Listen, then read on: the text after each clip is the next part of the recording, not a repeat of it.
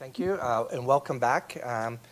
We've come to a very special part of the conference, the keynote address, which I think is really appropriate since the morning we spent a little time learning about Leontief inverses and maximum likelihood estimation of Kalman filter.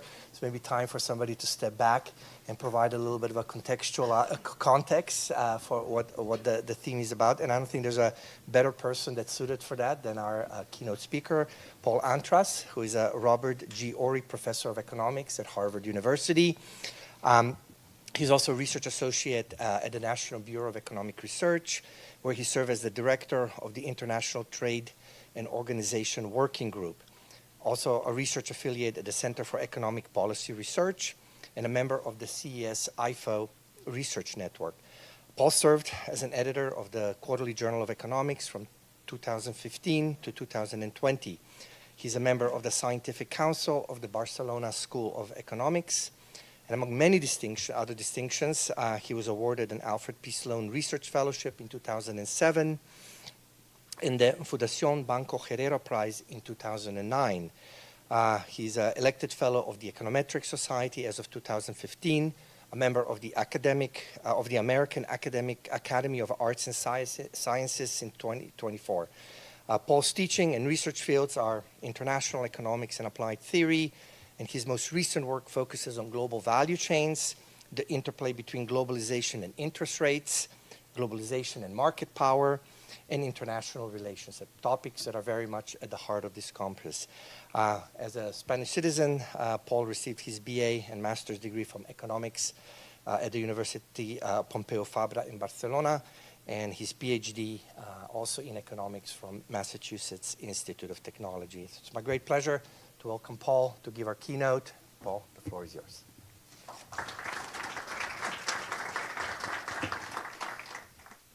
Thank you, Egon. Thank you, the organizers more broadly, for inviting me. It's a great pleasure. It's an honor to be here.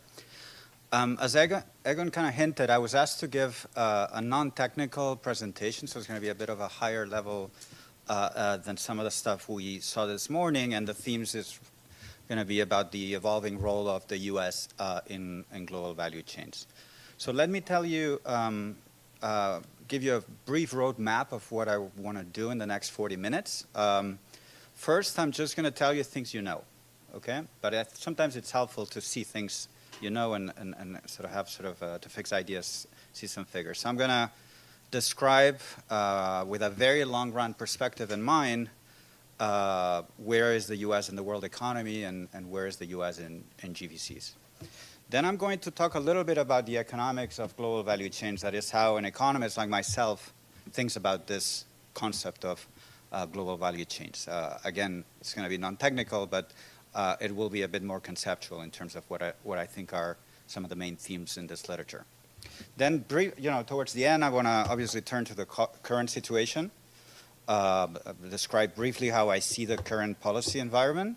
And then I'm going to end with some speculative observations, trying to map what I will have said conceptually, empirically, and how I think we might walk out of the current situation. So it's going to be very speculative.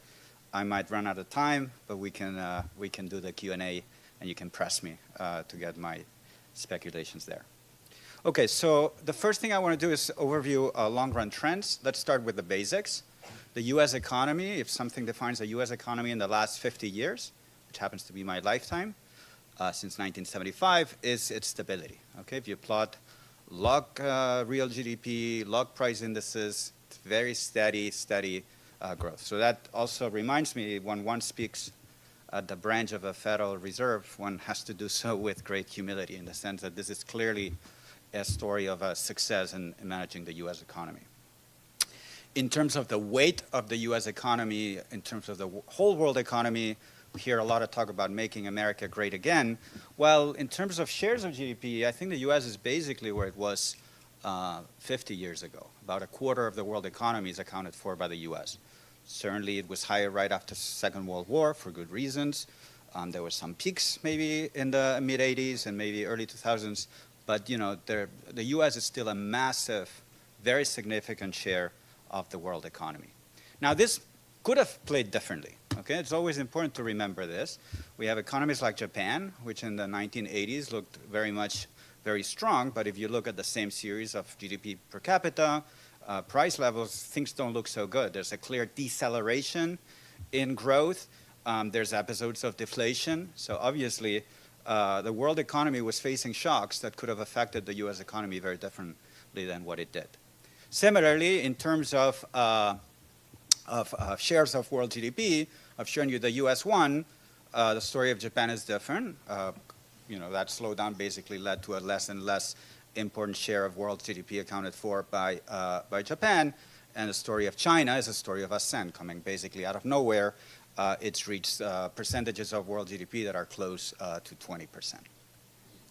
Turning to trade, not just GDP, but trade, if we look at the US share in world trade, that is a little bit clearer that there's been a little bit of a decline in the 21st century. Starting with shares between 13 and 15%, it seems that the US share in world trade has stabilized around 11%. Okay? It is important to point out, however, that this is not a story of becoming more isolated. If I look at standard measures of trade openness, trade economies like particularly the ratio of trade to GDP, trade here is going to be an average of exports and imports divided by GDP. This is a story of fairly steady growth, at least up to the great financial crisis. Okay, so if anything, the US has become more open in the sense of selling abroad more of what it produces and buying from abroad more of what it consumes. So what is going on, right? You might be confused about, we are smaller in world markets, but we're more open. Obviously, the key is that the rest of the world became even more open than we did. Okay, the ratio of US to world trade has been growing at the world level and at a faster rate on average than that in the US. You see the last few years since the great financial crisis, this ratio in the world has been kind of steady. It sort of declined a little bit. It led to some debates about deglobalization, but I think there's a sense that if deglobalization is to happen, it hasn't happened yet. Similarly, if the US is going to decouple from world markets, it may happen, but it hasn't really happened significantly up to this point.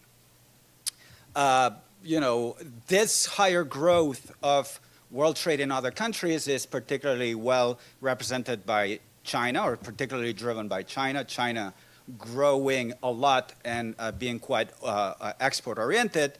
Indeed, if we look at the share of US and China in world trade, China already caught up to the US. Okay, in recent years, there certainly have been years where China has traded more with the rest of the world than the US. You might be confused about this figure. I'm averaging exports and imports. If your view was, well, on the export side, they caught up and they surpassed this way before, that is true. That is, if you look at exports, the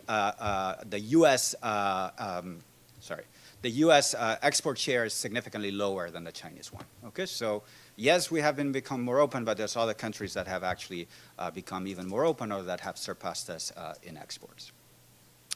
Another point to make is cross-sectional, less on the time series, but cross-sectionally, it's true that if we are to think that the trade to GDP ratio is a measure of openness, according to this measure, and I don't know, the slides show up a little bit different here than in my copy, but hopefully you see the US here on the far right. We see that the US appears to be relatively less open than other OECD countries, for instance. Okay? Now, obviously, trade economists understand that this is not an issue of tariffs or protectionism. It's the sheer size of the US economy is naturally going to make it less open to trade, but it's clearly on the right side. And maybe this sort of fuels this rhetoric that Shebnam was trying to push against, which is we're so little open to the rest of the world that we're not exposed to foreign forces. So to summarize what I've said so far, the US remains the largest economy in the world. It has become more and more open to trade, but less so than other countries. It appears somewhat insulated and perhaps more so than other OECD economies, and there is little evidence that the US economy is decoupling from the rest of the world. Okay, so that's the very, very broad picture. I'm going to turn to GVCs, but before doing that, let me just say a word about labor markets, okay, again, before I talk about global value chain. So that's less about broad forces, but how do trade economists think about the interplay between trade and globalization and the US labor market. The first point to notice is that if you just look at unemployment rates, the U.S. unemployment rate has been pretty stable. Obviously ups and downs, but we know that this ups and downs and the very high spike of COVID, there's good reasons why that happened, and we tend to think that those are largely orthogonal to trade. If you kind of use Fred data, for instance, the episodes of high increases in unemployment rate, they're very much tied to recessions. If you correlate this with the blue series, which is a measure of import penetration, imports over GDP, it's hard to tease out any correlation between the series. If anything, you'd probably infer that periods of more globalization are associated with less unemployment. So I think there's little evidence that the overall unemployment rate is largely affected by trade. Now, obviously, there's been lots of debates, both in the policy world and in academia, about certain types of employment. Okay, even if there's no impact on unemployment, there is a very noticeable fact in the U.S. labor market, which is that manufacturing employment has been on the decline, both in absolute terms, but especially relative to total U.S. non-farm employment. So starting with a quarter of the labor force being in manufacturing, the year I was born, we're down to less than 10% of the labor force in manufacturing. Many reasons why that has happened. First point to notice is this is not just unique to the U.S. Okay? Even when I look at the share of manufacturing in value added in GDP, this has been on steady decline in many countries. Economists often call this structural transformation, moving from manufacturing to services. It is noticeable, however, that this downward trend is disproportionately higher in the U.S. relative to other economies. And in fact, perhaps partly related to this, there's an active and sort of still quite active and very influential literature that has argued, I think quite persuasively, that there's perhaps a causal link between this decline in manufacturing employment and increases in trade, and in particular, increases in trade of the U.S. with China. Okay, so work by Otterthorn and Hansen exploiting cross-sectional variation of the impact of the China shock in different local labor markets in the U.S., showing that areas that were more exposed to the China shock because they were producing things that were more in line with what the Chinese were getting better at, featured lower unemployment rate, lower manufacturing employment, work by Pierce and Pete Schott, who's somewhere here, over there, exploiting cross-sectional variation in terms of at the industry level, showing similarly that manufacturing employment declined by more in industries that were more exposed to the China shock. This literature tells you there's two series. They're clearly negatively correlated. Maybe there's something beyond correlations. Maybe the China shock actually drove down manufacturing. Why is that, right? If I showed you the OECD data shows that the U.S. economy seems to be quite insulated from trade. Well, you know, as sort of Shebnam alluded to and sort of hinted at, you know, when you start disaggregating, there's much more exposure. You could go very, very disaggregated, and we all know we're very exposed to rare earths because we need to import them. But even at something as aggregated as manufacturing, we start seeing more and more exposure. If I look at the ratio of imports to exports in manufacturing over manufacturing value added in the US, these shares are not 10%. For exports, it's about 40%, if I'm reading this right. For imports, it's close to 90%. Now, you might say you're kind of comparing apples to oranges, and that's value added versus gross output. If I compute something more standard, which we call an import penetration ratio, think about the share of domestic absorption that comes from imports in manufacturing. This is not 10%. This is more than 35%. Okay, so a very significant weight of imports in domestic consumption and manufacturing. We often call this, we predict that we are more exposed to import competition. What foreigners do and how they compete with that can have very significant impacts on U.S. manufacturing, and that's been the intellectual basis for interpreting why U.S. manufacturing might have been exposed to the China shock. Okay, so I'm going to come back to this, but before I do that, let me tell you now about the narrower topic of global value chains, which is what I was asked to wait on. So as a matter of background, The way I see it is maybe not among the people in the room necessarily, but when I've talked to policymakers and when I read the press, I often think that a lot of the thinking on the impact of trade, and more recently the impact of tariffs, appears to be partly based on sort of an outdated view of the world. This view of import competition. We had this furniture producers, maybe in North Carolina, they were doing just fine, and China entered the WTO. We could import furniture from China, and this North Carolina producers were wiped out, and all those jobs were gone, and they're not coming back. So it's this idea of trade with other countries where we're importing these goods, and the local producers of those goods suffer from this competition. You know, it is a natural way to think about it that goes back to David Ricardo. David Ricardo, we're thinking about the, you know, why do countries trade with each other, you know, devised the concept of comparative advantage, but it's sort of a conceptual framework that's very much based on the idea that we're producing in different sectors, we import from foreign countries certain sectors, we export to them some other sectors. And these sectors might be somewhat linked through general equilibrium forces. Shemnem, I can say general equilibrium, it's okay. It's not that technical of a word. But you know, we tend to think about sectors somewhat more separate from each other. Now, the way that I think many trade economists think these days, certainly I'm in that camp, is sort of shaped by a set of phenomena that started happening in the early 1980s that basically led to a pretty drastic transformation of the world economy.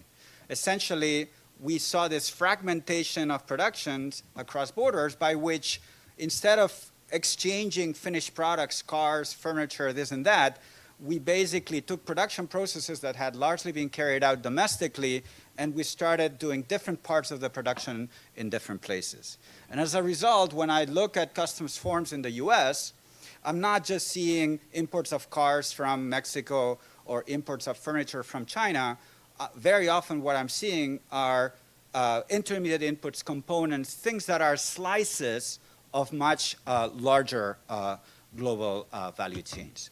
In addition, in that process of fragmentation of production processes, in the governing of this global value chains that now dominate world trade, it is also well established that these are basically dominated, that these relationships are dominated by a relatively small set of very large firms. So firms have played a very key role in shaping these global value chains, which again creates a bit of disconnect in thinking about this at the country sector level, which is what Shemnem was doing in her paper, and that's led part of the literature to migrate to models that emphasize much more firm level decisions rather than comparative advantage at, say, the country sector level.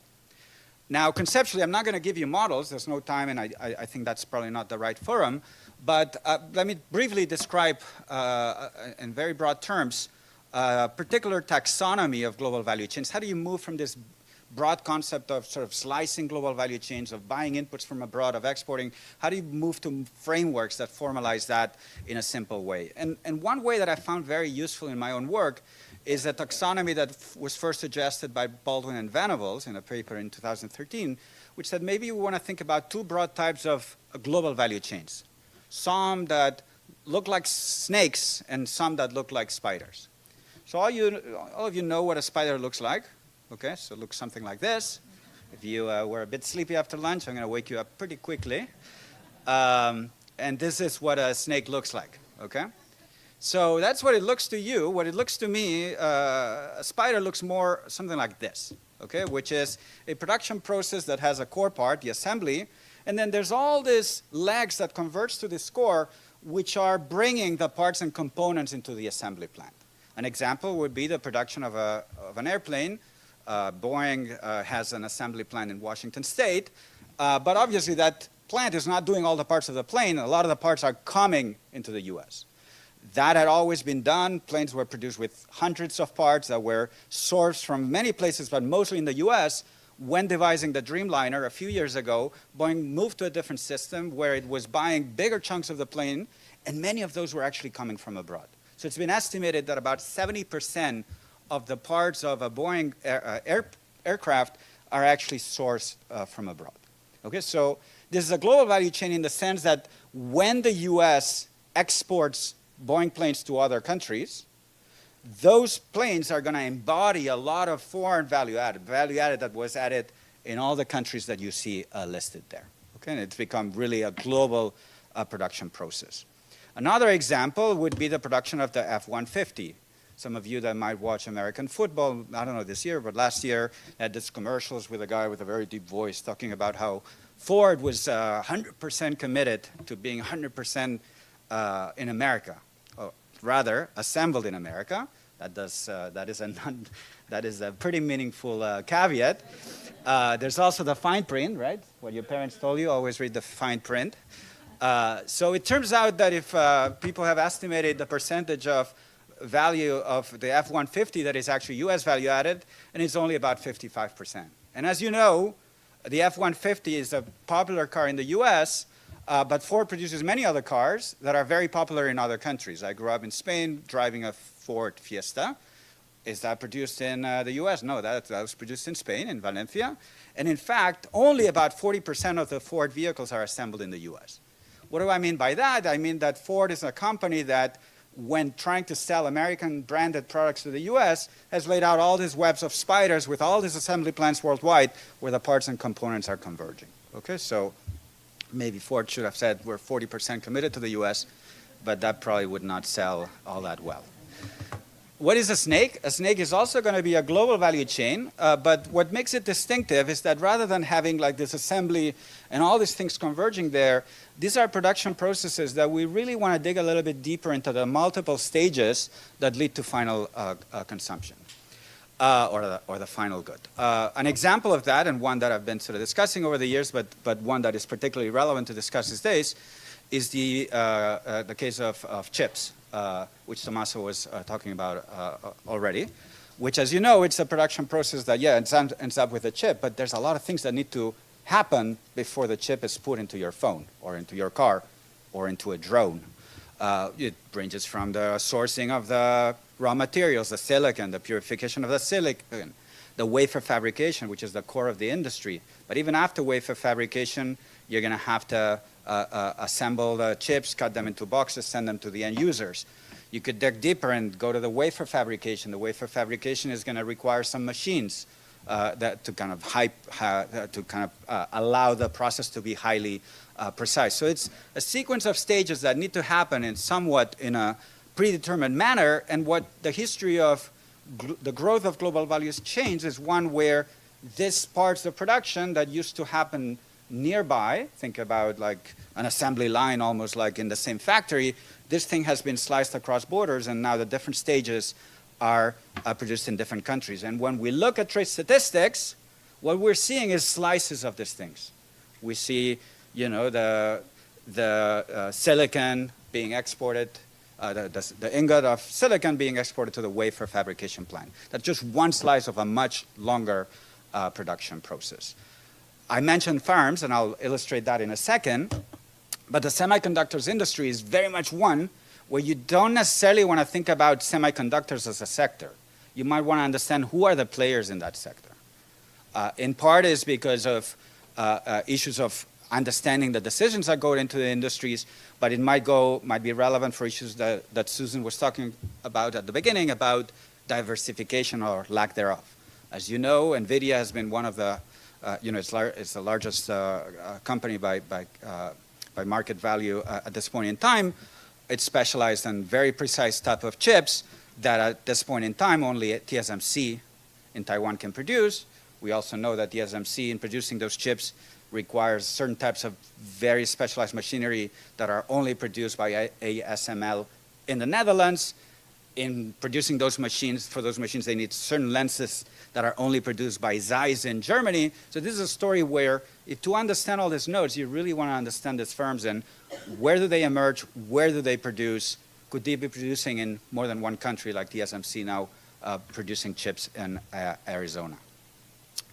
So that's basically how we think about them, and we've devised frameworks to think about that. I'll come back to it a little bit later, but let me move from examples to more of how does that aggregate in the data. And okay, you're telling me that global value chains are somewhat distinct from trade. If I look at how the US is embedded in this global value chains, how does that look relative to the trade openness measure that I was telling you before? So there's various ways to document this. I'm going to start with what we call US backward GVC participation. This is basically your boring example of instead of producing planes in the US and exporting them, and it's all US value added, we bring in foreign components and those are embodied in the exported goods. So it's foreign value added in exports. You see that's been fairly stable. It grew and it sort of went down a little bit, but at fairly moderate low levels. If I looked at manufacturing, that's the blue series, it's a little bit higher, okay? So we are using more non-trivial amount foreign value added in our exports, but it's not a lot, okay? And that partly reflects that a lot of the manufacturing has actually, there's been a non-trivial share of manufacturing migrated out of the US. When I look at forward GVC participation, the percentages are much, much higher. What is forward GVC participation? This is going to be goods that are exported in the US, but they're not going straight to final consumers abroad. They're used by producers abroad to produce goods that then are exported to other countries. Okay? So that may be some manufacturing, but there's a lot of services here. Obviously, there's innovation services, financial services, et cetera. And that the US is very much a key player in this aspects of global value chains. That is, I've already kind of hinted at this, but if you compare GVC integration of the US versus other countries, in terms of backward integration, it looks like my OECD trade share graph, but if I look at forward GVC participation, we're on the other side.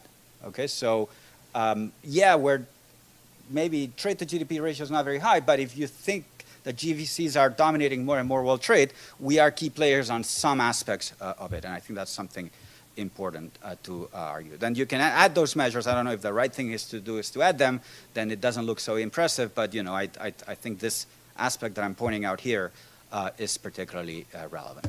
Now, brief aside, this is almost like something that I was expecting Aaron to say this morning, but he chose to be super, super, super kind. So I'm going to be, I'm going to be kind, but I'm going to be a little bit less kind, and sort of remind you that we need to treat all these things with a grain of salt, in the sense that I'm giving you measures of GVC participation that are based on enormous efforts of people of constructing this so-called world input-output tables, which I think are partly behind Shebnem's calculations, which I think about them, it's a matrix, I mean, there's a lot to read there, but basically it's a set of input-output tables that not only tell you how much wood does the US furniture business or industry use, but it does the same at a global level. So the US furniture industry might use Canadian wood and wood from other countries, so it's all these input-output coefficients at both the industry and the country level. Now, this is data that does not exist. I mean, it's a data that is created based on data that exists. Very good customs level data, very good input-output table, but fairly aggregated. But then there's a bunch of assumptions that are made to construct the numbers that are behind all those figures. So the way that I describe this to my students at Harvard is I describe it as a kind of a sausage, in the sense that it looks good, it tastes good, but you probably don't want to know how they made it. Okay?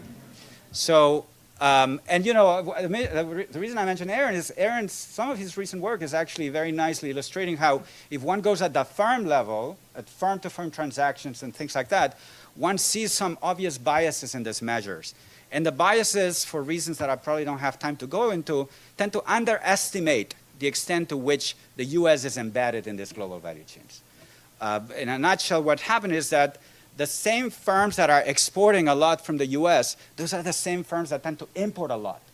So our exports are embodying much more foreign value added than you would infer based on averages. Why the average? And I mean, it's a little bit subtle, so I'm not going to get into it, but there's good reasons why when you dig at the firm level, you're going to infer a much more exposure to foreign forces. In my own work, using a similar sort of data that Aaron has used, we've documented this in a different way, which is looking at the sheer dominance of multinational firms in U.S. manufacturing. If we look at firms that do some manufacturing in the U.S., we have about 250,000 firms, of which only 1.5%, about 3,750 of them, are multinationals. Either they have foreign affiliates, they're US-based and have foreign affiliates, or they're foreign multinationals that have affiliates in the US.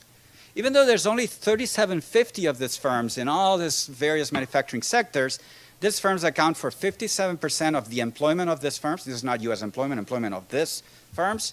And they account for more than 3/4 of the sales of these firms, and they account for about between 80 and 90% of US imports and of exports of manufacturing goods. Okay, so if you want to understand aggregates, you don't need to think about thousands and thousands of firms. These guys are basically driving all the aggregates. And you can see from the data that they're not just large exporters, they're also large importers.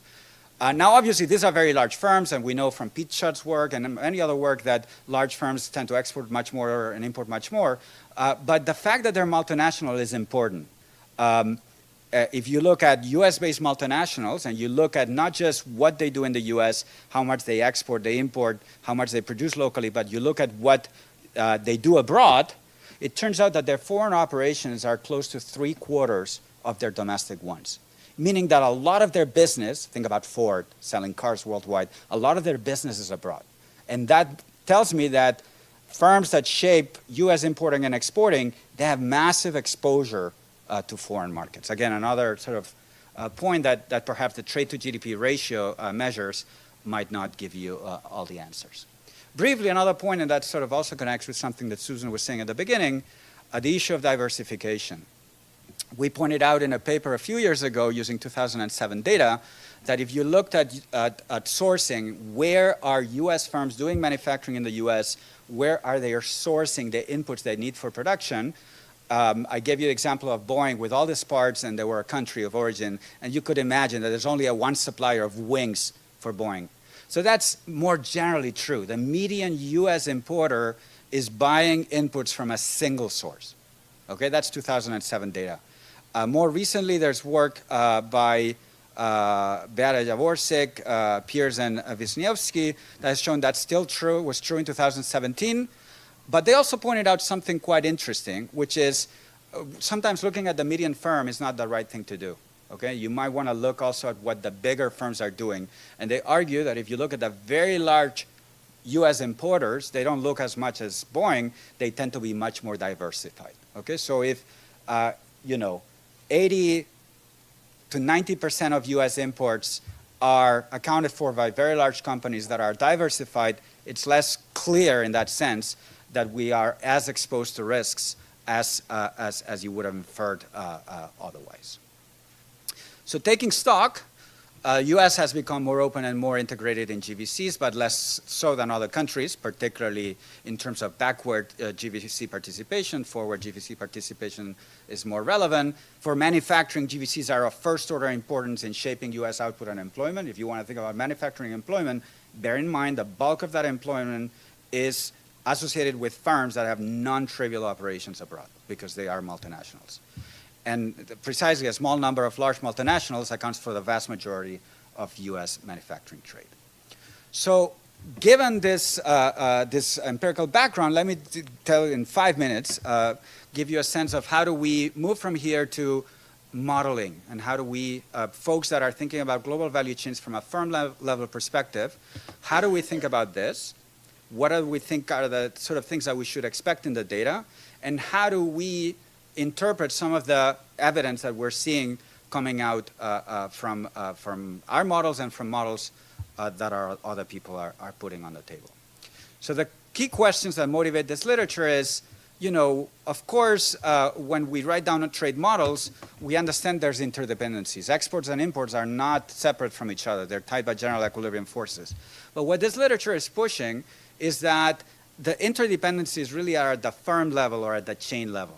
Can you really think about US imports of airplane wings and airplane wing tips independently from each other? No, of course, when Boeing orders numbers, these two transactions are going to have to be tied to each other because they're going to the same plane, and there's some ratios that need to be abided.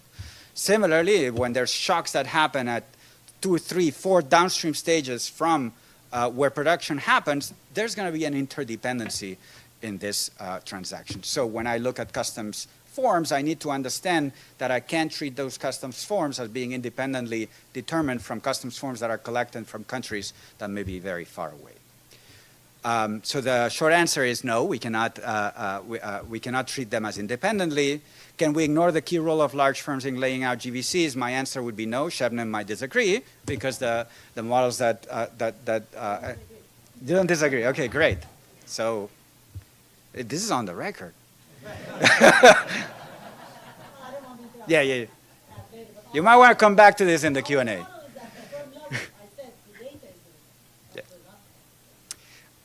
Can we ignore the large upfront investments associated with these GVCs? Again, if you have a geography of global value chains that is dominated by a small number of large firms that are not buying inputs from many countries, if you write down a model that's going to rationalize that, the way we write these models, it's calling for big upfront investments, which, you know, we kind of know from talking to business people that that those are relevant, but in our models, obviously, they have to be important. So modeling these things seems important. We might also ask ourselves, you know, the special features of global value chains, the fact that firms that are exporting, they're also importing, or the other way around. The firms that are importing, which we traditionally thought about, well, if we're importing things into the US, there's some import competition, someone's suffering. Well, you know, a firm like Apple is not suffering from the ability to buy the finished products from China and therefore being able to produce it more cheaply. There are certainly firms that are not treating this imports as a competition, but as an opportunity to cut costs. So that's in terms of insights. In terms of hurdles, I mean, it's not easy to do this thing relative to other types of economic models when you have situations where there's scale economies, trade costs, multiple countries where you could do sourcing, exporting, foreign assembly. These are complicated firm-level problems. This is not just about computing the big general equilibrium, but even the firm-level problem is non-trivial, and there's an active literature trying to devise ways to solve these problems. Market structures, you know, I mean, I'm holding back a little bit, but competitive models are maybe problematic as sort of the right way to kind of interpret the data. We sometimes work with models with market power and international trade, but they tend to kind of be models that are, one should be a bit have some discomfort in mapping them to industries like the semiconductors industry, where there's a very small number of players that dominate the different segments of the chain. So we may want to invoke oligopoly. Also, in these decisions of where to produce stuff, there's other decisions on how tightly to control these foreign production processes, the so-called internalization decision. Intel makes its own chips, NVIDIA doesn't. Why there's different strategies? In past work of mine, I've sort of tried to incorporate contract theoretical considerations to think about those trade-offs. But when you introduce contract theory into those models, obviously they become more and more complicated. So long story short, we have models. I could tell you about the models, but admittedly, we don't have definitive answers. Okay, so I'm not here to give you numbers of what's going to happen, because I know that the models we have limitations, and the standard errors that I would put on my estimates would be too large for you guys to find them informative. At the same time, having thought a lot about these things, I know why the sort of models that we are currently using to inform quantitatively the impact of policies might be problematic. And I'll conclude with that in a couple of minutes. So what have we learned from these models? I mean, we don't have definitive answers, but we've sort of had some insights. I mentioned before, we know we need large fixed costs and costs to match the data. We know complementarities are a dominant feature of the data. The fact that exporters and importers are the same companies, maybe it's not random. It's just the fact that firms that were exporting, they scaled up, and then they were able to kind of import, and then they were able to become big foreign assemblers. So there's a natural complementarity that engagement, foreign trade engagement leads to foreign trade engagement of other forms, which somewhat relates to what Susan was talking about, the productivity gains from globalization, okay? This complementarity is actually also might explain why there's so little large firms, which is that precisely firms that are able to leverage these globalization forces are going to grow disproportionately relative to other firms, and we may end up with highly concentrated market structures. Perhaps it's not completely random. We've shown in work that import competition shocks, so for instance, a China shock might operate very differently from traditional models. Standard interpretation that China shock is an import competition shock. That's maybe why it reduces manufacturing. But if I look, for instance, like we've done with Teresa Ford and Felix Tintelnot, if you run a China shock in a model where firms are importing intermediate inputs, it's clearly that there's a right tail of the size distribution of firms that are benefiting from this, and they're generating more jobs in the U.S. They're cutting costs, they're buying cheaper inputs from China. That's leading them to scale up, and they might well start buying more inputs domestically or hiring more manufacturing workers. Or work by Lydia Cox, who is there, showing that in this type of models, how tariffs operate is pretty subtle. Mary Amity has some nice work on this too, and that's where her question was coming from, I think, when asking Shebnem, which is we understand it matters a lot. Are you putting the tariff on inputs or on final goods? Final good tariffs might protect your producers, but if you put upstream tariffs, and a non-trivial share of Trump 1 tariffs were on inputs rather than final goods, that's obviously going to hurt some producers. Okay, so she showed, for instance, Lydia showed in her work that the early 2000s tariffs on steel had a negative impact on downstream producers, machine producers. Aaron was talking about that, the auto industry, et cetera. And those effects were not just negative, but long-lived. Okay, so we might be very cautious in using upstream tariffs. Okay? So tariffs, especially on inputs, might distort GVCs, and the resulting higher marginal costs of these tariffs, I would argue, might have further effects through the complementarities that I argued.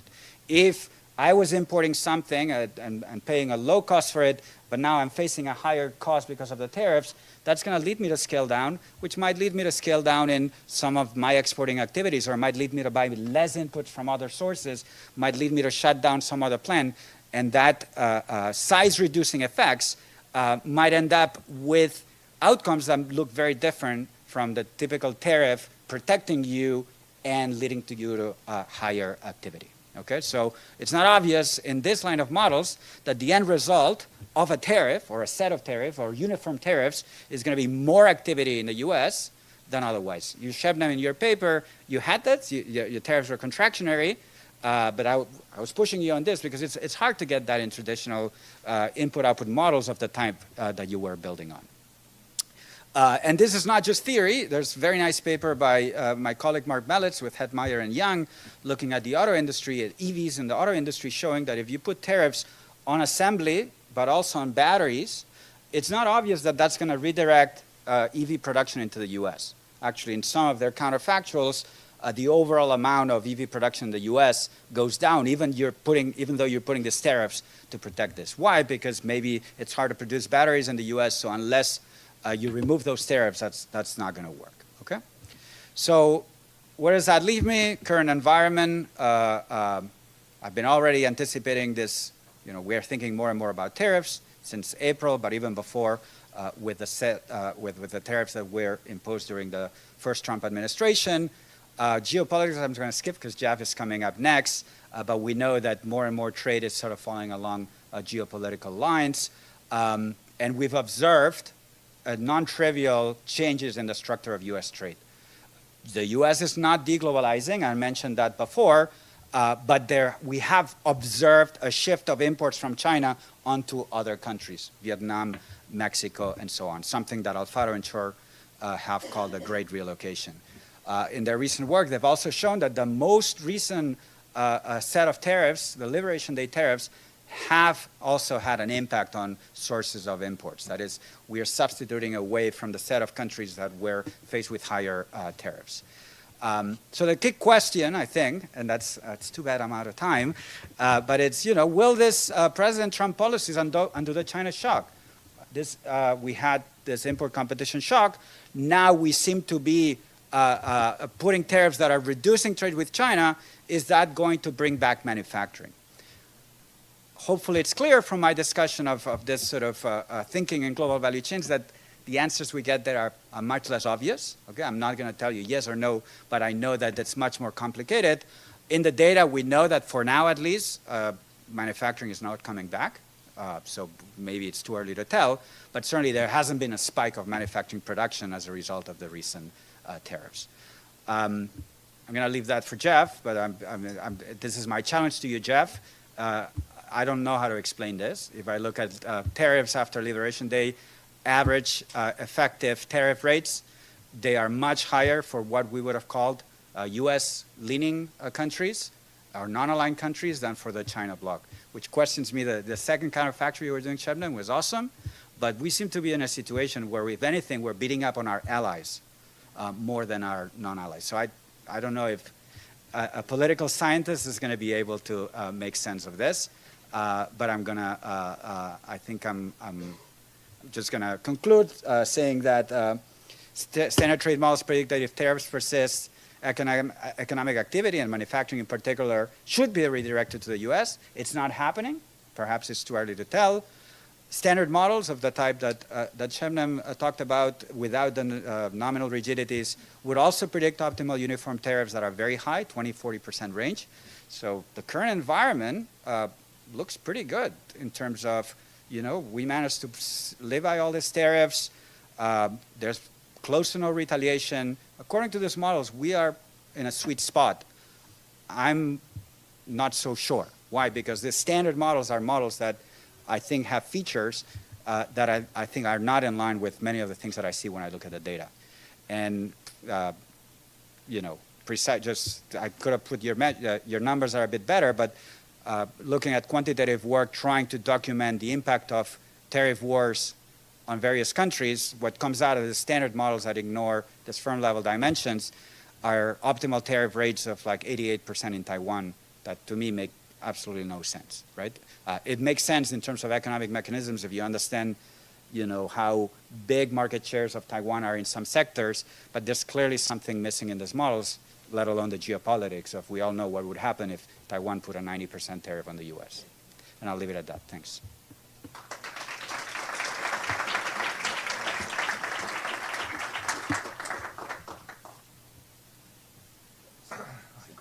Sit down, please. Yes. Okay, this was great. I think we have about 15 minutes or so.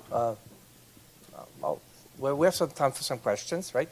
So why don't I'll collect a few if that's it. We're going to kind of work this way. Start here. Yes, please.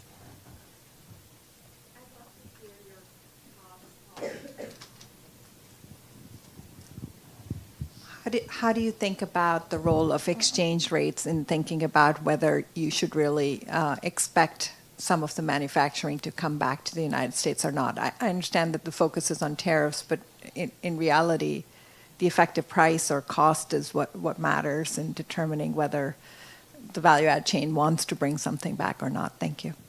Okay. Can I have Karsten here and then Shebnem? Thank you. And thank you for the nice presentation. Just to comment on standard models, I'm not sure that standard models in general can address, or they can, but I'm not sure it's been done, the tariffs going up and down and up and down and up and down. We as economists are even confused from one day to the other of what's going on. Most standard models are, there is some sustainability to the tariff. And the other one I wanted to just mention is the spider and the snake. There is also an issue about policy, endogenous policy and policy responses to this. And there perhaps we're seeing now a fragmentation of the political trade situation into hubs and spokes.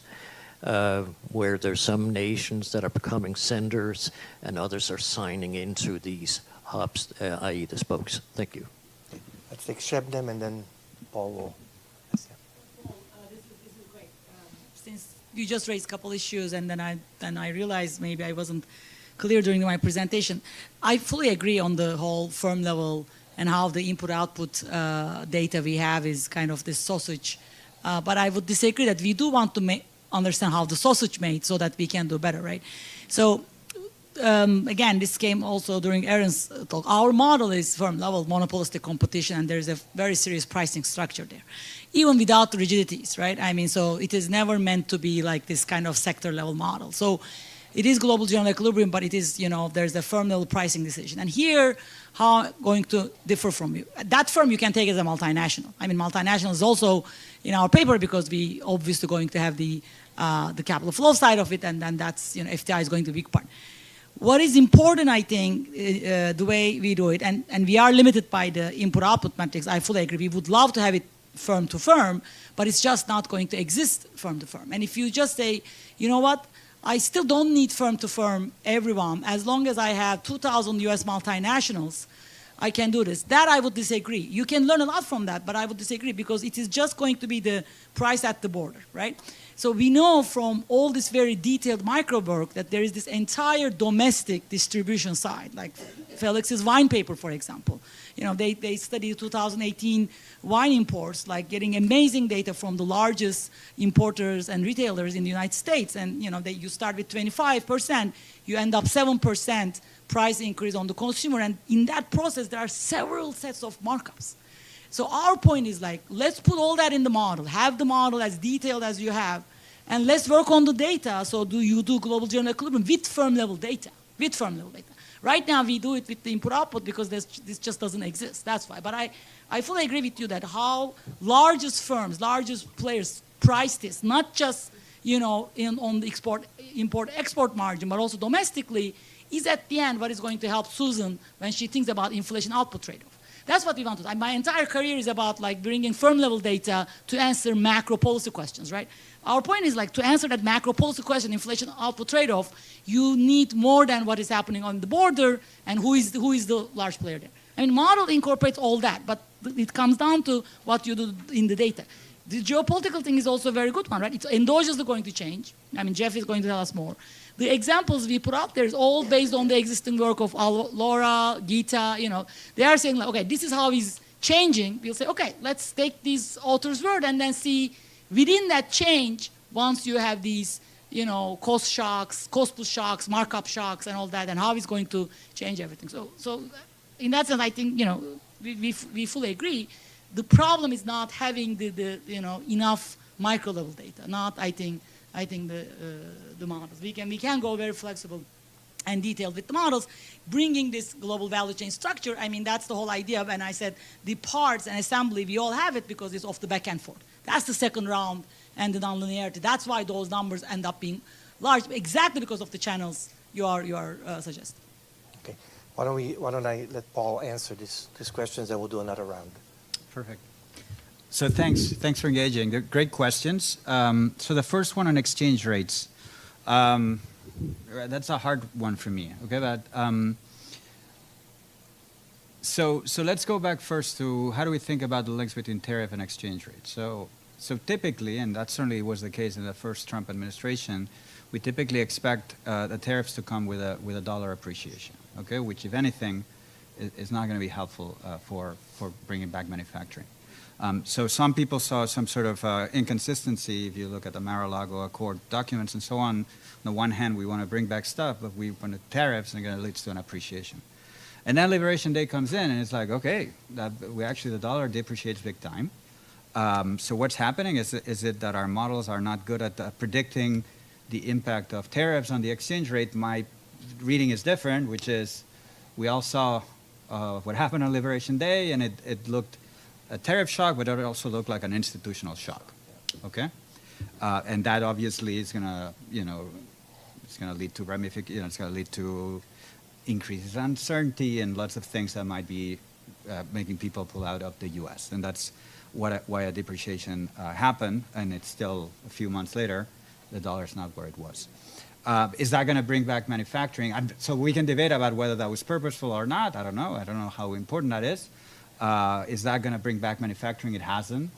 My sense, and again, I'm going to come back to this when I talk to Shebnem, is this type of small percentage tariffs, effective tariff rates. I didn't look at the levels, but they're not huge. They're not 40, 50%. Exchange rate movements of 5, 10%. I just don't think that's big enough to bring back sufficient manufacturing. I'm going to come back to this in a second. Karsten, tariff volatility, I don't know. I mean, if you can think about optimal policy, optimal tariffs in those frameworks, what's behind actually the announced policies. It's a political process, idiosyncrasies. I think it's fascinating. I think political scientists, people in political economy, are going to try to develop frameworks to think about, do we have the right models to think about what's been happening? I'm not so sure. But, a lot of what I was doing was treating policy as given and then seeing what's going to happen and interpreting what's happening in models based on optimal policy, not actual policies. Hubs and spokes, yes, of course. I'm not an applied theorist, so I write models that are not fully realistic. Snakes, spiders. We have models of what I call snipers. I used to have pictures of that, but I think that would have been too much. But yes, of course, we can sort of put these things together. Shebnem, sorry. I guess you, maybe you felt that I was picking on you. I didn't mean to do that. I mean, of course, I take your point. Let me just push back, though, in the sense that, yes, it's not perfectly competitive model. Yes, you have monopolistic competition. But at the end of the day, this type of models, I think are great. We need, and I had it in the slides, and I didn't say it, which is it takes a model to beat a model. I don't have a model that beats your model. Okay, so it's a bit unfair what I'm doing. But all this smooth stuff that is in these frameworks, I increase there's some elasticity, and I move the tariff a little bit, and I put a 10% tariff. I move 10% of semiconductors to the U.S., 15%, and this and that. That's not how I tend to think about how these things work. Because precisely this very small number of firms, there's big decisions. Do I want to set up this plant or not? There's a lot of, the way that I view things is a lot of nonlinearities. And then there's very low elasticities. If you put this tariff, nothing moves, it's very low elasticity, but then you get to a point where someone moves everything, and then you have a massive elasticity. And I'm being vague because I don't have like a formal model to do that, but the work of Mark Mellett is a little bit along these lines. It's the EV market, there's not a lot of players, you have counterfactuals, and it starts moving like crazy when it wasn't moving for small tariffs. So that's the framework I have in mind, and I don't think it's about perfect competition or this and that. It's just these smooth models I'm a little bit skeptical about. That's exactly why the model is not, that's the nonlinearity, right? That's why in the internal applications, we are using exactly those EV tariffs and all those 2024 tariffs actually in the geopolitical. So that's what we do. I mean, exactly to get at this micro literature, because you write down a macro model, even all the micro foundation and firm level decision making is there. There's going to be smooth. Stuff is going to be smooth, exactly. So then how do you kind of balance that is, when you go to data, you try to use as granular as you can data, both on the linkage, you want to do from nothing, but also on the elasticity, so that and also over time. I mean, not only that certain assets are low, certain assets are high, they change over time, and that's what you get to dynamics where this exchange rate enters into the both pricing, marginal cost, and the market, right? And that is also going to change over time, and there you need also the financial player. When you say for 2,000, my financial knows everything, the same thing on the financial market. It's less than that. 100 firms is going to move that exchange rate, and that's actually, what happened. If you look at it, there wasn't capital outflows from the U.S. There's a 10% dollar depreciation. How is that? Because like 50 guys are doing hedging at that, right? So that's awesome. So that's awesome. Things are going to be get into the That's awesome. So then for there is a model that smooths something. so as a consumer, so if everything you're saying is right, so that's awesome. I would encourage you to kind of, like, obviously you want to come in and give some numbers, but give us like versions of the model that shut this down. And you're telling me the real model itself generates a lot of things that are not in standard models. So I'm really excited, and I'd like to see that. And I fully agree. You can do the smoothing as little as you want. That's where the data is going to help you. You need data power, but you have to put this in a macro model. I mean, otherwise you are not going to go back to inflation output trade-off and all these policy questions. You have to put it in the macro model. 100% agree with that. So, all right, I will step in here. We have an iron cage in there, and I have things. We'll put that on a YouTube. I would have Dick and then Tommaso, please, here. Okay, so 3 questions. Or maybe can we? I would like to cut a little bit of 3 room. quick ones. Very quick ones, then. Very please. quick. So one's a data question, one's a technical question, the other's kind of a policy question. On the data, it's my understanding, and correct me if I'm wrong, that BEA, the Bureau of Economic Analysis, collects data on M&E sales, and that those data might, in the aggregate, give us more clues than looking at the data that exclude those. I think that's part of your point here. And if we include those, then we see that the role of U.S. firms is far greater than just, what they're exporting and so on. Second, related point to what Shebnem is talking about, and she and I discussed this earlier, the theory of effective protection was supposed to give us better measures of the effective tariff rate, including intermediate goods and so on. Notwithstanding your comment about Taiwan and, the numbers that came out of that, is that something that we ought to focus on for the purposes of discussing the real level of tariffs that are really affecting the economy in a broad sense? And the last point in the policy, you talked about a handful of firms, relatively speaking, affecting or being affected by shocks, and we have concentration of these firms. And you referred a little bit to the super firms. Well, a lot of these firms are in technology, and technology has enormous economies of scale. And I'm wondering that's also true for some other industries. And those firms are sort of the hyperscalers, the winners, and so on. Some of them are in services, some of them in manufacturing. But the policy question is, given that concentration, does that mean that the impact of shocks is likely to be greater than it might otherwise be? Tommaso? Okay, so thanks, Paul. This was really fascinating, and also, so I want to jump in this little exchange or really exchange.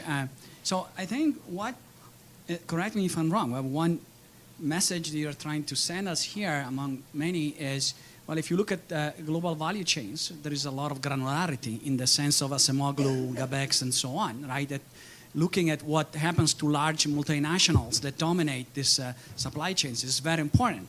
They dominate the value chains, they import, they export, and in a sense that should be modeled, okay? And we have models, on the data side, I think, and again, here I'm thinking of this inspiring Gabex paper on, instrumental granular data, right? That you can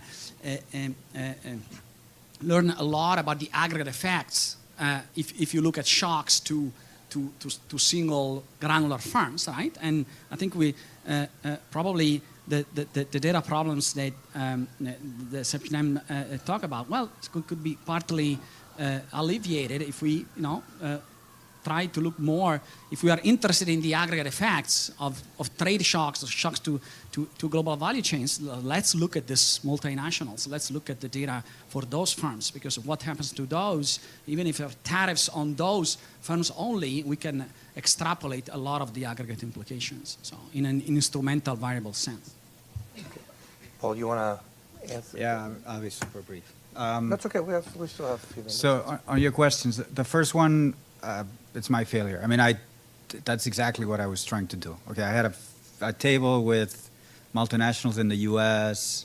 and then showing you the sheer magnitude, and then I moved to another one where it was incorporating what they're doing abroad, which is exactly coming from the Bureau, the BEA data set, and showing you there's like another 75% of those coming from. So that paper is actually using both data sets. Effective rate of protection, of course, it's related. What's somewhat different, you may recall in that literature, the effective rates of protection tend to be much higher than nominal ones because input tariffs used to be much, much lower than downstream tariffs. Okay, that's the whole idea that, we bring in the parts cheap and then we protect them and then we're giving them a bigger buffer stock. This is not where we are now. If you look at the Trump 1 tariffs, they fell disproportionately on inputs, not just steel, but other inputs rather than final goods. So if anything, that is not really giving you effective rates of protection in excess of the nominal ones. Economies of scale, yes, tech, but non-tech, semiconductors, an industry with massive scale economies, okay, that generates concentration. Is that higher impact, lower impact? This is oligopoly. I have no idea. We're not there yet. I'm not there yet. It's a very interesting question. I don't have answers for that. And Tommaso, yeah, I don't know. I haven't seen applications, but yeah, it's a good idea. I mean, if that's what you have, you can use this feature shrewdly for identification purposes. But if folks are doing this, I'm not aware, but it's a good point. Right, let me move around here. We have any questions over to the other room? Okay, I'm going to circle then across the radar. Anybody else? Okay, I'm sorry. Yeah, please. I'll make the question quick, thanks. I was wondering if this global value chain sort of changes our understanding of gains from trade, in the sense that you've pinpointed like many new avenues of gains from trade, like complementarity, lower costs. But the idea that there's like a global value chain also makes me feel that sort of standard gains from trade are a little weaker. Like if you think about love of variety, will Boeing really love a variety of a Korean wing versus a Japanese wing? It's probably a little less true.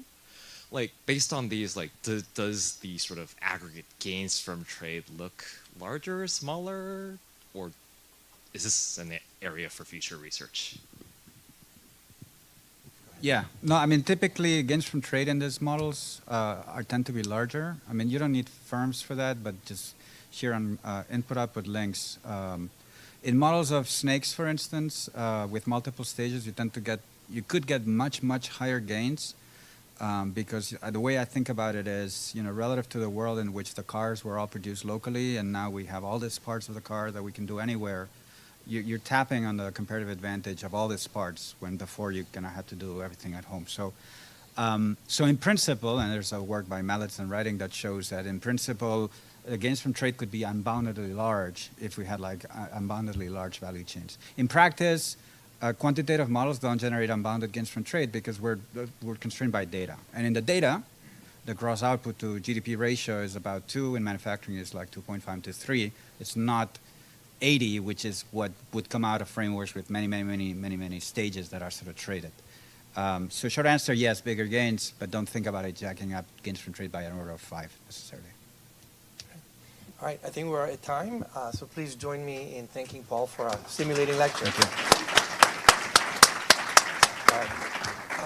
We'll start right a new session right now. So. Oh, sorry. Yeah. So, I think we invite the new panelists to take over at this point. Thank you.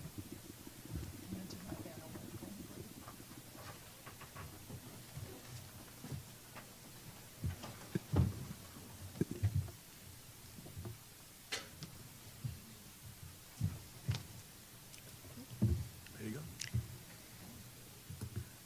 Okay, thank you very much. And now I'm pleased to invite Jeffrey Frieden to present his paper, The Cost of Coercion. Great. Thank you, and thanks for the invitation. It's great to be here. It's been a really fascinating conference so far. The blurb on this panel asked some really important questions. For example, how should policymakers approach the trade-off between insulation and diversification? Did trade policies go too far in the direction of diversification? Is the recent deglobalization trend correcting, or is it moving too far in the direction of resilience? And then Paul had some great questions, and I'm not going to answer any of them. I'm going to focus, because I am an academic, on a very narrow set of considerations about what we are now calling geoeconomics. What it implies and what it may mean from the standpoint of thinking about the economics of our societies and the politics of our societies, that economic policies are now being used very widely for non-economic means.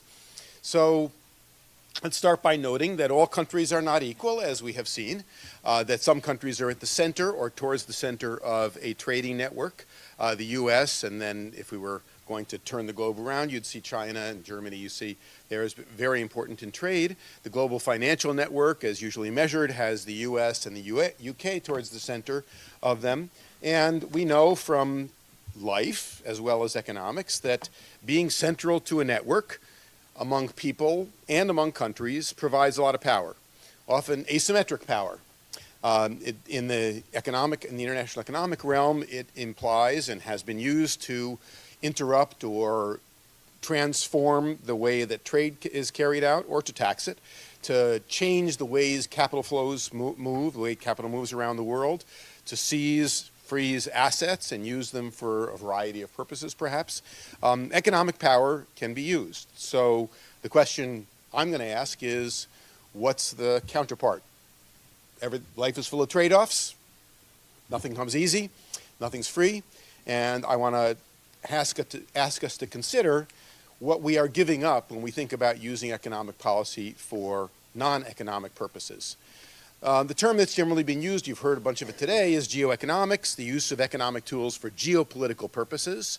And it is based on the on the principle, on the observation, on the reality that governments that are important to trade and finance among nations can use that importance to extract concessions of an economic purpose, and that's typically picked up in things like trade policy bargaining, but also, and especially these days, concessions of a non-economic nature, like who is going to be your ally, how your allies are going to behave, how your enemies are going to behave, and things along those lines. I'm sure you all know that geoeconomics is not new. Countries have used their bargaining power their economic bargaining power for non-economic means as long as there have been countries, really. Back in the days of mercantilism in the 16th through 19th century, one of the great theorists of mercantilism, Thomas Hobbes, is famously quoted as having said, "Wealth is power, and power is wealth." And that was the basic principle of a lot of international economic and foreign policy in the mercantilist era, which was an era dominated by colonial monopolies, whose monopolies were enforced by military force. The military force reinforced the monopolies provided tribute, which allowed for the military force to be supplied, and so mercantilism was a system that was based on the use of military power for economic means and economic policy for military means. That then gave way to the first era of globalization, and we can remember that Adam Smith and David Ricardo trained their guns, their analytical guns, and their political lobbying guns against the mercantilist controls in the interest of comparative advantage. And that, not only the intellectual side, but also the real political and political economy side, led to that first era of globalization from the 19th into the early 20th century. The interwar period is one which, unfortunately, as we all know, led to a lot of geoeconomics, which is one of the things that Albert Hirschman's classic book that was referred to, I think, by Sednem before spoke about, and that use of geoeconomics for military purposes was reinforced when the Cold War hit after World War II. We had 75 good years, I guess, in which geoeconomic principles mattered primarily in the Cold War sense, but it has returned. Whether in the case of U.S.-Russian relations or in the case of U.S.-Chinese relations, the use of sanctions, and this is only the sanctions data, the use of sanctions has increased very dramatically in the past 15 years and even more dramatically in the past 5. So let me make a few preliminary observations before I go into thinking about these things. The first is to note, as Sednem and others have noted, that there are two kinds of countries that can engage in geoeconomics. One is what you might think of as normal countries, or maybe we might say the small open economy, whatever the small open economy version of sanctions or geoeconomics is, countries whose behavior affects their partners but does not affect the entire world. And then the major powers, whose policies can have systemic effects on affecting the organization of the international economic and political order by their behavior. And there are also two kinds of sanctions to note. The one kind of sanction is a sanction or a geoeconomic policy that is intended as a bargaining chip. Right? And what that means is that if it's a bargaining chip, you're going to take it off after the bargain is struck. I would note that some of the current policies of the current administration are contradictory because some people want to use these tariffs as bargaining chips and other people want to use them to protect domestic industry, and you can't do both at the same time because if you're protecting domestic industry, then the commitment to take them off is not credible. Another kind of sanction, however, is one that's meant to punish, like the embargo on, or the attempted embargo on oil in the Soviet Union, in Russia after the full-scale invasion of Ukraine, intended to be maybe semi-permanent. They may not be as different as they appear, however, because at some level the embargo on Russia was intended to change Russian behavior, and it was understood that if it was credible and if the Russians responded in kind or as desired, those sanctions would be removed. But it is important to recognize that policymakers may be thinking differently about different kinds of sanctions. A couple of other preliminary observations. The first is sanctions have been studied for many, many years. It is very, very difficult to figure out whether sanctions are successful, for the very simple reason that the ones that are most successful are ones that are never imposed, because they are so damaging, so potentially damaging, that they have their effect without having to be imposed. The observed sanctions are, in some sense, out of equilibrium behavior. They're imposed because the threat of their being imposed hasn't worked, and so at some level they've already failed. But there is evidence by some good studies that sanctions do have some success, and of course they wouldn't be used if they didn't have at least some chance of succeeding.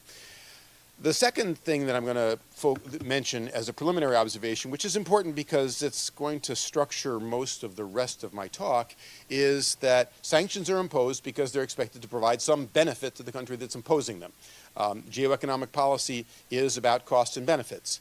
But the benefits are very hard to assess in any kind of rigorous or certainly pecuniary way, because how much do we value national security? We can perhaps value the cost of the sanctions that we impose, but it's hard to know how much we value the benefits that accrue to us if those benefits are non-pecuniary, if they're about national security, if they're about alliance behavior, if they're about deterrence. And I just want to make clear that I'm going to focus on the costs of these geoeconomic policies without in any way denying that there may be important benefits. And I'm not arguing that these policies are wrong or are not justifiable, but I am arguing, I guess, would argue pretty strongly that whatever you think about them, it's important to know their costs. Okay? So, when we think about what could go wrong, in my mind at least, what I think could go wrong, thinking about the cost or the opportunity cost of geoeconomic policies, is that it foregoes opportunities. There are opportunities lost when we impose policies that restrict the economic activity that our citizens, that our firms can engage in. And at the biggest level, just to point out that in some sense, this is the mirror image of the gains from international cooperation. Right? When countries cooperate, they surrender some sovereignty in order to undertake policies that they would not otherwise undertake. What geoeconomics does is it use the sovereign rights of nation states to engage in non-cooperative behavior. So this is explicitly saying we are a sovereign state. We know that we could gain from cooperation. We know that there are economic opportunities that we would benefit from if we were to give up some of our sovereignty. But in this particular instance, we're going to insist on our right to impose policies that reduce the level of cooperation, that reduce the gains that we might gain from cooperating with others. Let me also point out that coercion, that the use of geoeconomic policies, changes expectations of behavior. That when countries cooperate, we were talking a little bit about this at lunch, when countries or people cooperate, there are expectations of behavior. And once expectations change, it's very difficult to change back. So undertaking policies along the geoeconomic continuum at some level may lead to changes in the reputation, the expectations of behavior of other countries about our government's reliability and credibility. And of course, credibility and reliability have value of their own. So, what kinds of opportunities are lost? The most obvious one is aggregate economic efficiency. Clearly, by restricting economic exchange in any way, we're pulling the economy, presumably pulling it away from comparative advantage. And despite Paul's discussion, I still believe in comparative advantage, at least at some level, and I'm sure Paul does too. So the restricting economic exchange does imply, almost by definition, that we are not carrying out the policies that would maximize aggregate social welfare, or aggregate economic welfare. I guess you can't say aggregate social welfare, because presumably these non-economic goals enter into social welfare, but aggregate economic welfare is not maximized when we limit it for geoeconomic purposes. And there's, I think, an important implication of this, which I think is pretty closely related to some of the exchange that was you guys engaged in before, that it's an opportunity for specialization in particular that is lost. Specialization, we all know, is crucial to productivity and productivity growth. The modern international economy and modern international trade, as we have just heard, is founded upon a very high degree of specialization among countries, among firms, even within firms, because it's so profitable and so productive in an open world economy. But that specialization that is extremely profitable, valuable both to the firms and to the countries in question, is also the source of great vulnerability. So there is a very explicit trade-off here between the gains from specialization and the costs of vulnerability. And I have a couple of examples, one of which is almost identical to the one that Paul put up there. The iPhone 4, the modern supply chains are extraordinarily complex, right? For high value-added and very profitable products. Not T-shirts, most of those links can be replaced very easily, but most of the products that we value most of the products that are central to our economic activity and to our consumption, most of the products where most of the profit is being made by our firms and our people, have links that are very difficult to replace and therefore very vulnerable. And I won't even talk about this because Paul put a very similar picture up there. This is very, very profitable every step of the way and also very vulnerable. So specialization central to the modern international economy, the global value chains that Paul has just talked about and that Sednam has also worked on so well, it is central to the way our economies are organized. It also makes them vulnerable and also allows us to exploit their vulnerability, but at the cost of the benefits of specialization. Other opportunities, innovation. Sanctions, in some sense, reduce the effective size of the market, and innovative activity is encouraged by a wider market, discouraged by restricting the market. The targets also are encouraged to innovate themselves when they're excluded from the market. The Hirschman himself, I think, pointed out that the Nazis invented polyurethane when they were cut off from supplies of rubber, and invented methadone when they were cut off from supplies of morphine. So substitutability is on a continuum, and innovative activity can be spurred, as I think we have found in the last few years with respect to U.S.-China relations, by using sanctions to cut targets off from our goods, especially our high technology goods. There is empirical evidence that I refer to here that U.S. export controls both reduce R&D activity at home and increase R&D activity abroad, especially among the target nations. So innovation may suffer as a result of some of these geoeconomic policies. Opportunities are lost also for a country's reputation. We've said, it takes 50 years to build up a reputation and 5 weeks to destroy it. A reputation is valuable in a financial context. It can raise a country's borrowing costs and discourage long-term partnerships. Coercion that is imposed for short-term purposes by affecting a country's reputation for reliability and stability can lead to long-term decoupling. So you pursue a short-term goal and may realize that short-term goal, but it can have substantial long-term negative effects. Partners may be driven, and here I'm thinking partners not only targets but also allies, as Paul pointed out, may be driven to seek financial and technological autonomy. There is evidence that U.S. sanctions and the continued use of U.S. financial sanctions have reduced the use of the dollar in reserves, only slightly, but these things happen over a long period of time. In more recent events, we've seen that American trade policies to try to achieve non-economic goals with respect to Brazil and India have been associated with the reorientation of those two countries' trade away from the U.S. and towards China. And I think of the broader institutional example of the American decision not to join the Trans-Pacific Partnership in 2016.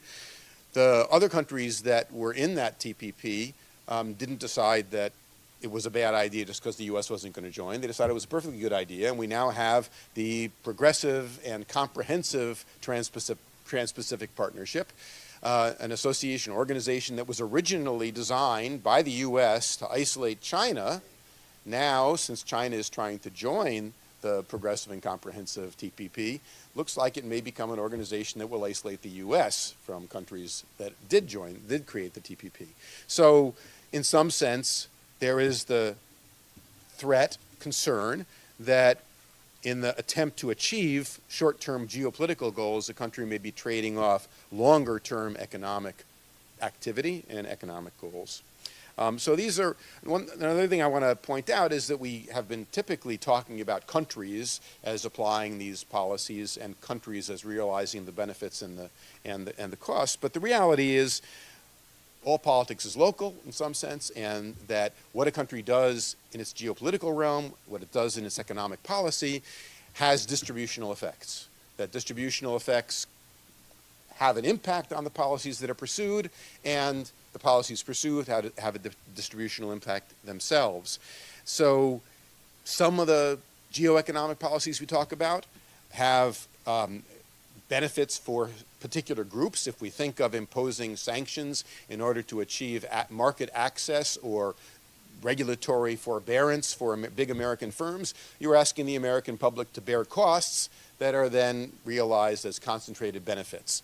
By the same token, often geoeconomic policies that have a broad impact on national security are imposing concentrated costs, say on farmers or on firms that are restricted from having access to particular markets. Those are all likely to be politically controversial, and to the extent that geoeconomic tools are, for example, used to extract benefits on behalf of some concentrated industries or some concentrated groups, tech firms, exporters, pharma, the aggregate economy bears the costs, that's likely to be politically and economically controversial. If the country needs to impose sanctions but their costs are borne by particular groups in society, that's likely to be controversial as well. So that's sort of my summary of some of the costs when we think of small open economies, I suppose, or small open political economies, dealing with policies that any country could use in their relations with neighbors. Let me turn now to geoeconomics for major powers. The great powers have, from time immemorial, shaped global economic and political order. And in the literature on hegemony, which is a term that I thought I would never hear again because it sort of fell out of favor among political scientists, but it now seems to be in favor among economists, so maybe we'll come back to using it. In the literature on hegemony, early on, people made a distinction between benevolent and coercive hegemony. And coercive hegemony is you use your great power in order to extract resources from the rest of the world, in a purely extractive sense, in a sort of transactionally extractive sense. But there's a problem with that, which is that an uncooperative, disorganized, disunited, not an integrated international economy has costs even for the great power, right? And so you could imagine a hegemonic power deciding that it is in its own interest to act as a provider of global public goods, guaranteeing contracting across borders, providing monetary and financial stability, and encouraging cooperative behavior among the countries of the world. And that is the 1971 Kindleberger book.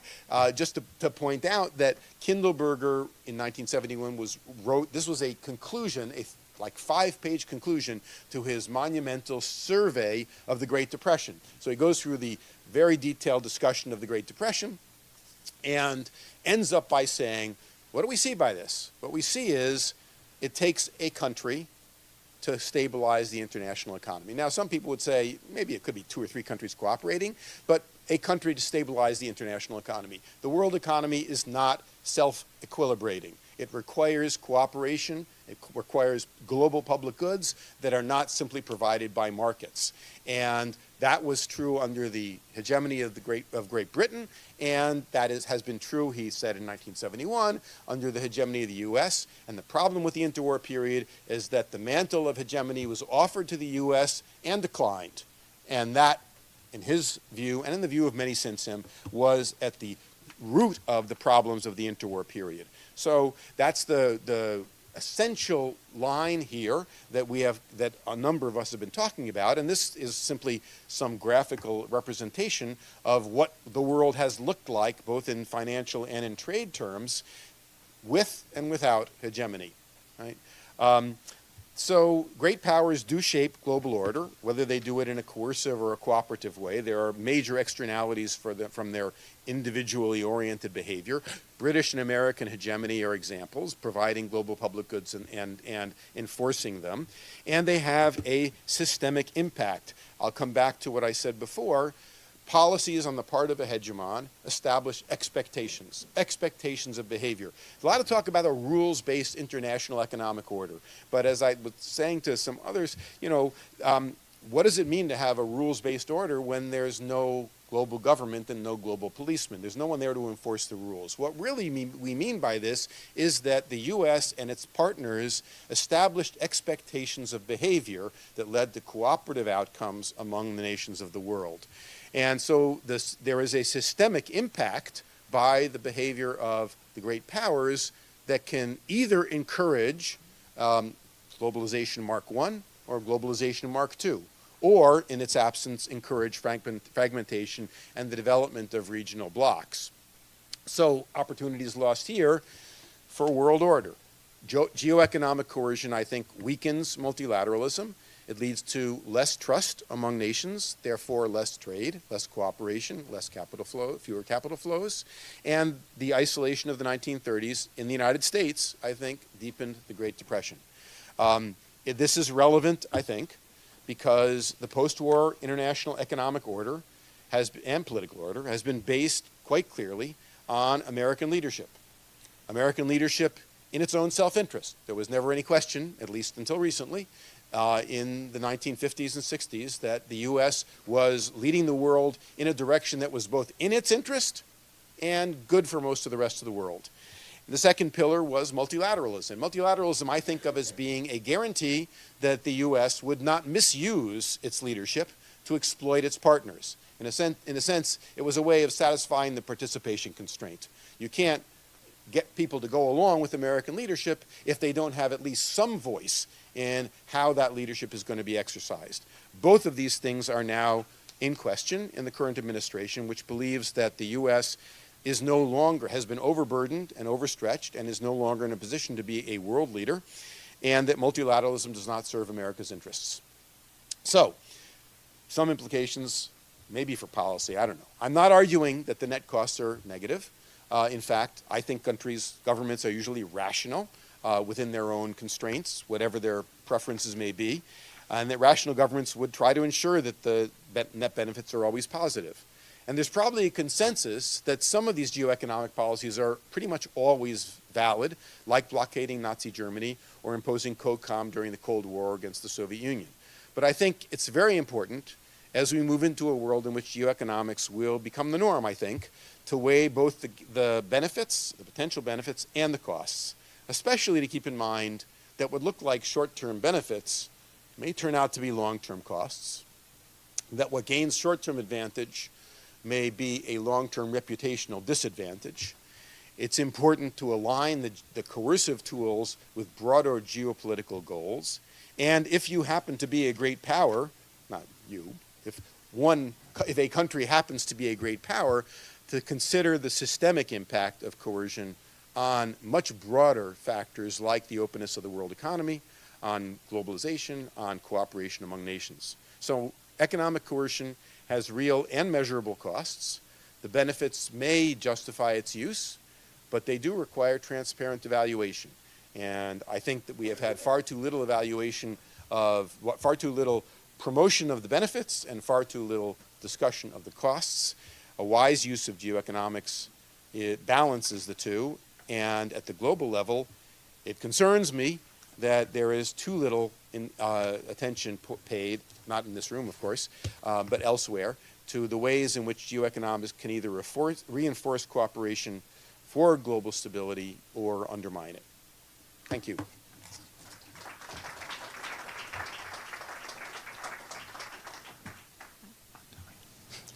Thank you. Lana Mosley will now give the discussion. Okay, great. Thank you, Jeff, for your paper and your presentation, and thank you for inviting me. I want to start with my comments are going to do some to kind of reinforce some of the points that Jeff has just mentioned, and then maybe raise some additional questions. And I want to start with just a few general observations and then talk a little bit about sensitivity versus vulnerability. And then I'll say a few things about policy instruments, kind of in the spirit of thinking again about cost and benefits. So one thing to keep in mind is that we know there are long-standing connections between geopolitical or security considerations and foreign economic policies. So Jeff mentioned the era of mercantilism. We could think about governments using their military power to extract raw materials and other things. We know that governments have often limited exchange with their strategic rivals. We can also think about the other side of this long-running claim that trade and financial integration can be used to help dampen conflict. And so we can go back, in the spirit of thinking about people who wrote a long time ago, we can go back to Immanuel Kant in the late 18th century, talking about the spirit of commerce as something that would promote his so-called perpetual peace. Or we can think about the founding of the European Union and the sort of early discussions around the European coal and steel community in the 1950s, invoking this being a good thing to do from the point of view of preventing Franco-German conflict. And you heard that same kind of logic from people like Helmut Kohl in the 1990s in moving to the single currency and European monetary union. So this idea that economics and sort of military and strategic considerations intersect is long running. It's also the case that even at the height of the late 20th and early 21st century globalization that we kind of try to look back fondly on sometimes, and at the height of a kind of rules-based liberal international order, geopolitics mattered.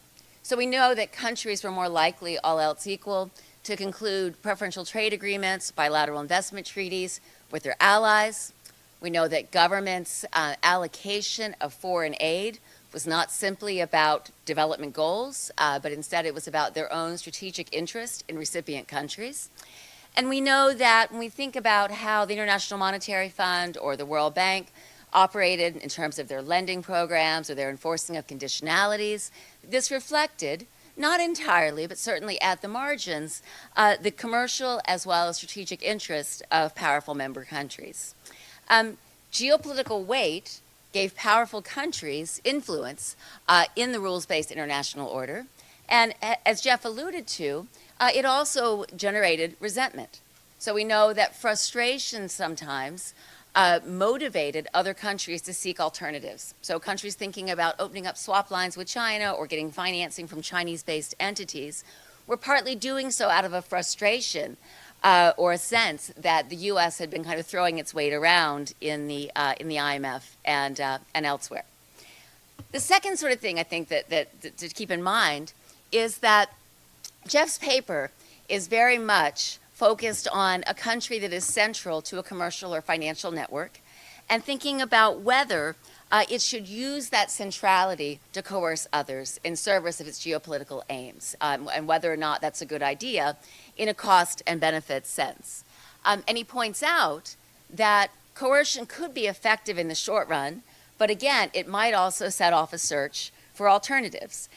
So you mentioned currency reserves, and if you look at the data in terms of central bank holding of reserve currencies, there's long been talk that the dollar's global role was under threat. It was going to diminish. First, it was because of the euro. More recently, sort of other things that might harm its dominant position. If you look at the data, you see that over time, indeed, central bank holdings of dollars have gone down. The dollar still dominates. And so there is this kind of idea that, well, yeah, the issue is there's no alternative, right? Even if there is demand for dollar alternatives, there's not much in the way of supply. But it could be that longer term, right, the use of by the U.S. of its leverage in terms of being able to impose financial sanctions might accelerate this search for alternatives. So the idea there is Jeff's point that in the short run, coercion could be effective. In the medium to long run, it could undermine your ability to coerce into the future. But what I want to sort of focus on for a little bit is the fact that if a country is less central, or if a country is kind of on the receiving end, that is, if they are not the sender of coercion, but potentially the target, there's maybe a different question that's there.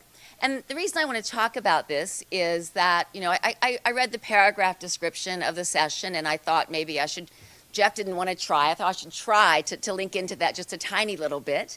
But more important, that so much of the conversation in the U.S. now is really, I think, about vulnerabilities around rare earths or antibiotics or semiconductors, and it's really about other countries might have leverage over us, and what should we be doing? And I know that's also, of course, going to be, I'm guessing, the focus of the industrial policy session that's on tomorrow. So in thinking about countries that are exposed to these kinds of pressures, we then hear a lot of talk about de-risking, resilience, decoupling, friendshoring, right, all the kind of current buzzwords. And again, in the spirit of going back to things written a long time ago, it might be useful to keep in mind the distinction that is drawn by Robert Cohen and Joe Nye in a book that was published in 1977 called Power and Interdependence. I did not take a picture of my own book. Okay, I did not steal this from a library. This is on the internet. Okay, and you may know that Joe Nye passed away a few months ago. You also might know, if you're a complete geek, that the next book that Robert Cohen wrote was called After Hegemony. So we're bringing that back as well. But in this book, Cohen and I talk about the distinction between sensitivity and vulnerability interdependence. Right, sensitivity being something that results very typically from economic integration. By being more integrated in terms of trade or in terms of supply chains or in terms of finance, you are exposed, you, maybe the individual worker, the firm, and the country, to both negative and positive shocks emanating from the rest of the world. This often has very little relationship with national security or geopolitical concerns. You can be sensitive and yet not be vulnerable. Now, it doesn't mean, in the kind of broader political environment, that sensitivity isn't risky from the point of view of governments when governments are thinking about their political survival in office. If your economy is quite sensitive, it means that external shocks have distributional consequences, right? And so if we think about the political response to the China shock, or we think about the demands for compensation that those who lose out when trade integration picks up, right, you can see that sensitivity can play a role. But with respect to thinking more about security and geopolitics, we're much more kind of in that world of vulnerability, where the key concern is about whether or not there are alternatives, how costly it is to find those alternatives, and about being subject to hold-up problems. And so again, we see lots of discussion then in terms of payment systems, semiconductors, antibiotics, quantum technologies, rare earths, and these sorts of things. And it might be that vulnerability becomes especially concerning in the context of power transitions. So Jeff had this graph about, these eras of hegemony, British and then American, and that time in between where we see both trade and financial openness decline.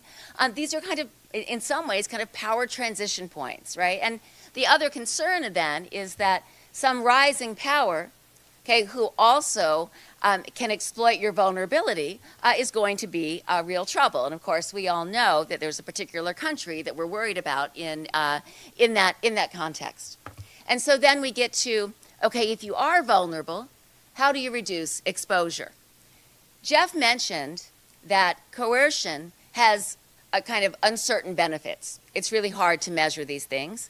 It's hard to know, from the point of view of a government, how much value that autonomy that you might buy is going to have in the future. It's also, of course, hard to know what other countries are going to do to adapt, right? This is a sort of dynamic situation.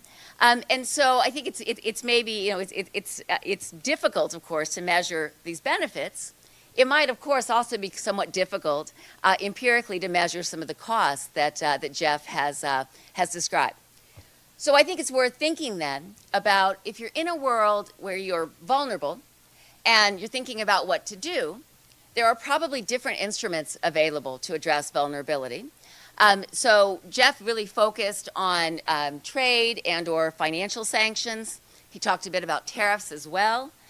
We could think about a broader set of instruments, which sometimes are not necessarily punishments, but are instead inducements, right? So we could think about the world of carrots versus sticks. But I think more generally, when countries are facing these kinds of issues, they might do a variety of things. So if you take data from the Global Trade Alert and you look at sort of restrictive measures that governments are imposing, this is governments worldwide. One thing that's very striking here, of course, is that you see these restrictive measures being used much more frequently since the pandemic. You also will see, you might not be able to see, but I can see, that subsidies play a big role here in terms of these measures, as do then import restrictions, export promotion, export restrictions, investment screening, investment restrictions. Governments are thinking about this with different policy instruments. There was a report out last week, I think it was, from the Council on Foreign Relations talking about U.S. economic security, and again, sort of going through the different kinds of instruments that are being used, right? And again, industrial policy features here, so does investment screening. It's not only about sanctions or tariffs or export controls. And so I think from the point of view of academic research, but also academic research that sort of matters for policymaking, we might want to think about how governments evaluate the choices among these different instruments. So one concern that Jeff mentioned, one potential cost, is that there's a worry about domestic political capture, right? When governments are using their position for coercion, there are going to be groups or firms within the country that benefit specifically from that. And so we might think about, are these different instruments more or less prone to that kind of political capture, right? To what extent will there be accusations of veiled protectionism leveled more against some instruments than against others? This might relate as well to sort of how transparent the use of the instrument is. When things are more opaque, then we could sort of imagine obfuscation being used again for domestic political reasons. We might also ask whether or not, to the extent that sort of public opinion matters over these kinds of issues, whether mass publics are more willing to support and to bear the cost of certain instruments, and I think also of instruments aimed at certain targets. I think people who study the public opinion of trade, and I'm including political scientists as well as economists in this, we want to think that people's views about trade are material in nature in some way or another. It's about their own job, their own industry, it's about their broader community. Whether it's egotropic or sociotropic, we want to think that it's all materially based. But I think we have some evidence that it's not only about sort of material effects, it's also about what we might think about as culture, cosmopolitanism, or sort of less nicely, racism. Third, we want to ask whether certain ones of these instruments are going to be more or less likely to damage international reputation. So this goes back to Jeff's point about coercion damaging your reputation. We might think about whether some policy instruments which help to address vulnerability are sort of easier to govern in some kind of rules-based framework, right, where we could sort of have an international means governing the use of something like, for instance, investment screening. Okay, the last thing I want to mention then is to think about the potential longer-term risk of de-risking and decoupling. So I talked about early on about the commercial piece and sort of Kant and others' idea. And we could think about this as being the result of domestic incentives to solve disputes peacefully. Countries always have conflicts of interest. The question is, can they reach a solution short of direct sort of military conflict? And the notion was that when there are lots of groups in society that are gaining from international trade and finance, those groups might push their governments to kind of find these non-military solutions to conflicts of interest. Economic integration, connections between economies, facilitated bargaining between countries. Interdependence meant that if you had a conflict about some non-economic issue, you might be able to offer trade or investment kinds of concessions to help solve that conflict of interest. So this is this idea of issue linkage and linking together economic and non-economic issues, right? Issue linkage to be effective requires that countries are connected across multiple dimensions. If we move to a world of decoupling, or at least some de-risking, we're going to have economies that are actually less connected. And they're going to be less able to use economic relations to make concessions. And so in this strange way, it may be that a world of decoupling actually gets riskier in terms of governments having more difficulty solving their conflicts of interest in ways that don't involve the use of military force. And on that happy note, I'm done.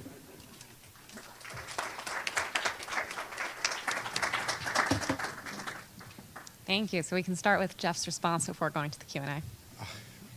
I don't think there's anything I disagree with, Lena. So that makes my task difficult. I think one thing to point out is that when you're talking about power transitions, or however we want to think of it, there are a whole series of threats there. One threat, I mean, the underlying threat is we don't know the true intentions of the rising power. And so that means, in a sense, what are the real options you can undertake from an insurance kind of standpoint to protect yourself against a rising power?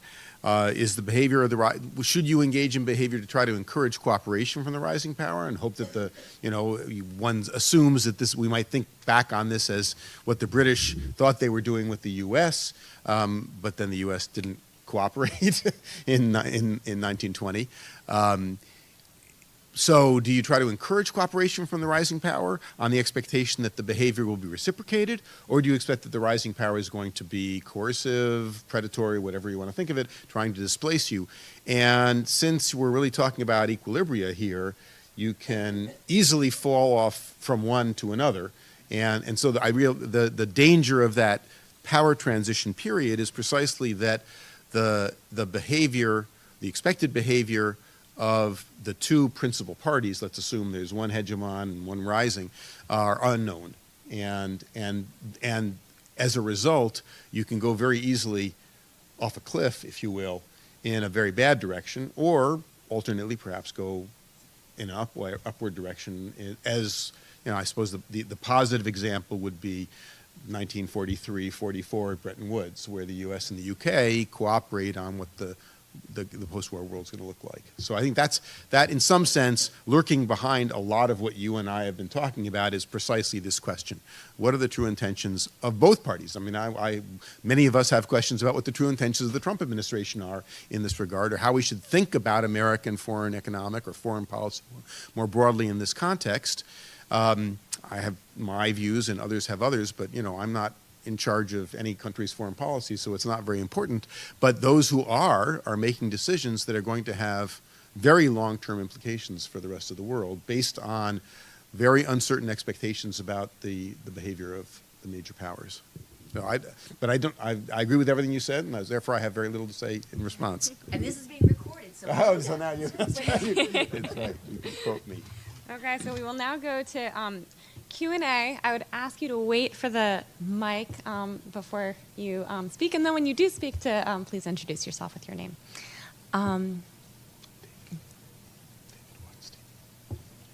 Yes, let's start with David Weinstein. Is it on? Yeah. I thought there was a great presentation and discussion, so I really felt I learned a lot. I've got a question.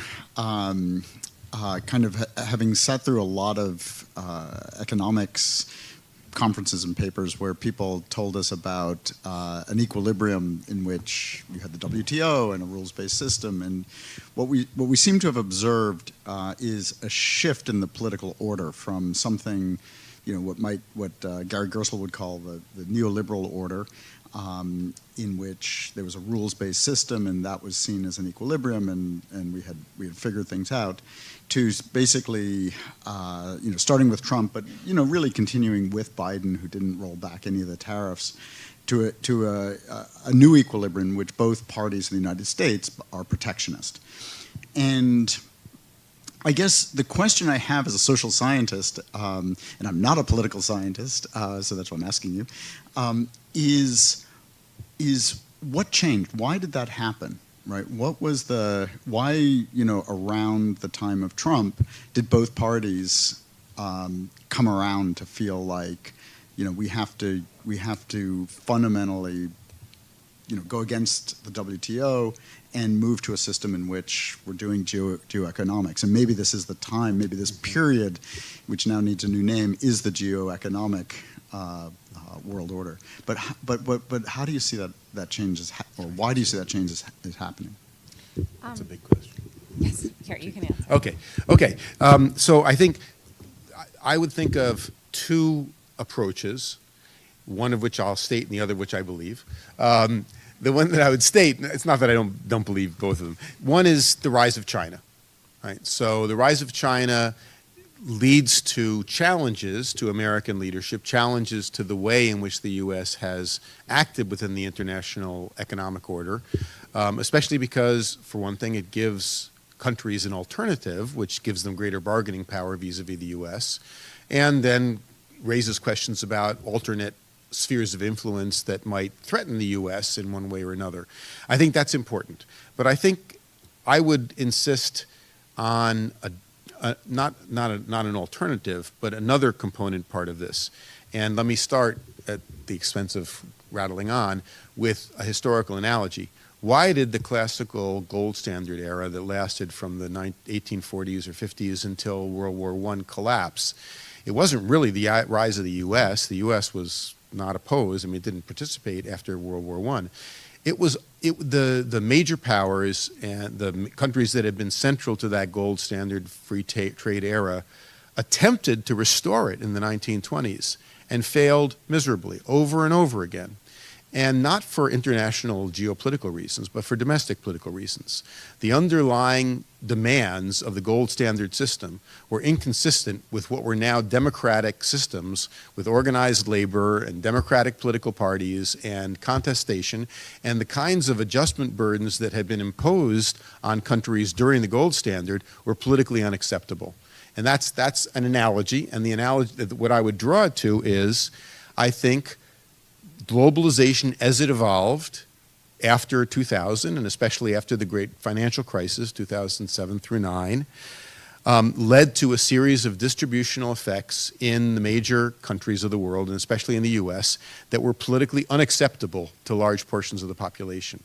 And, you know, if you want to be simple-minded about it, globalization was mismanaged, or it was managed in ways that were not acceptable to very large portions of our populations.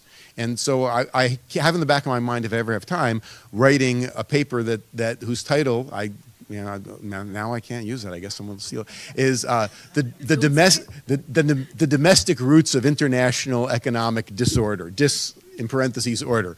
Because I think that obviously the geopolitical relation between the U.S. and China is crucial, but I think the domestic politics of the backlash against globalization, whether from Brexit to the rise of populism to the rise of populism in the U.S., are absolutely essential. That without that, we wouldn't have had American isolationism in the interwar period. That was a purely domestic factor. Without that, we wouldn't have had the collapse of the gold standard or the difficulties in restoring it. And frankly, I think without that, we would not be where we are today.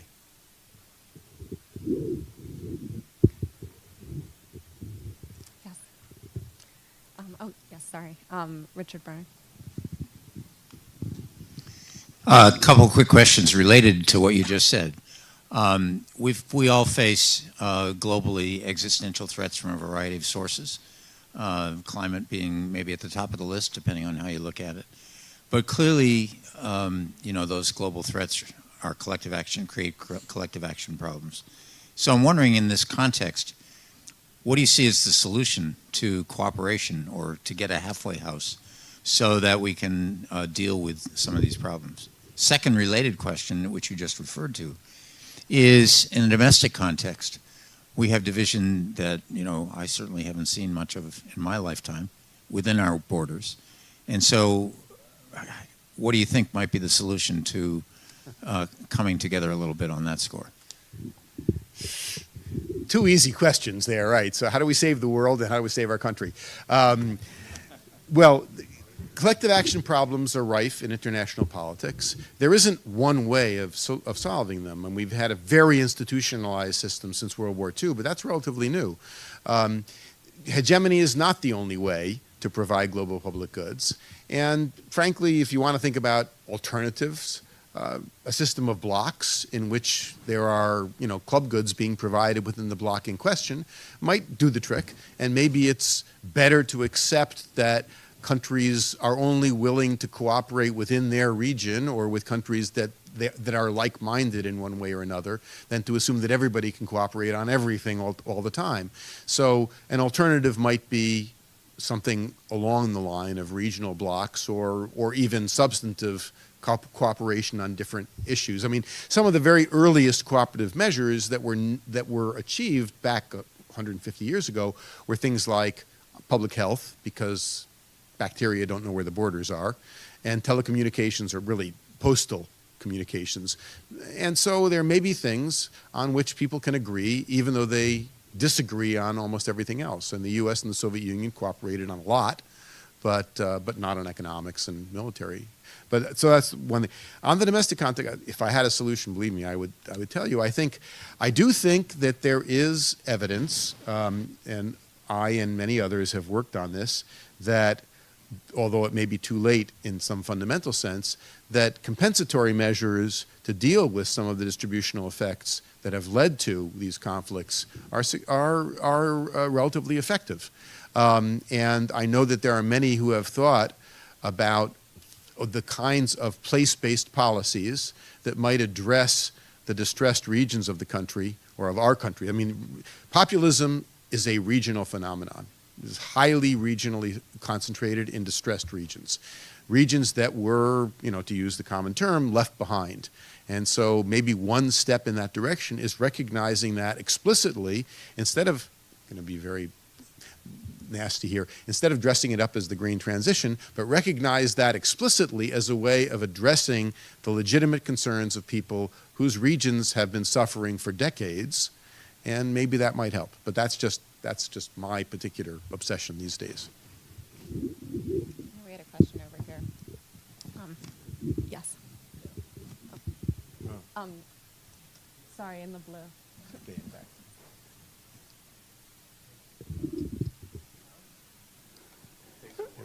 Takes a while. Okay, there you go. So yeah, a quick one. So a good example, I think, of a country that's been on the receiving end of this year is Canada, and I was reading that they're purchasing their first nuclear submarines in decades and deciding between Korea and Germany, and these are very long-term processes between the manufacturer, the delivery, the service, the maintenance. And so from the perspective of the U.S., let's just say it's a long-term cost for our defense industry. How quickly could this be reversed? So 2028 comes around, new administration comes in, says, sorry, didn't mean it. Can we go back to how we were? But, realistically, how quickly could one undo some of what's, happening at the moment?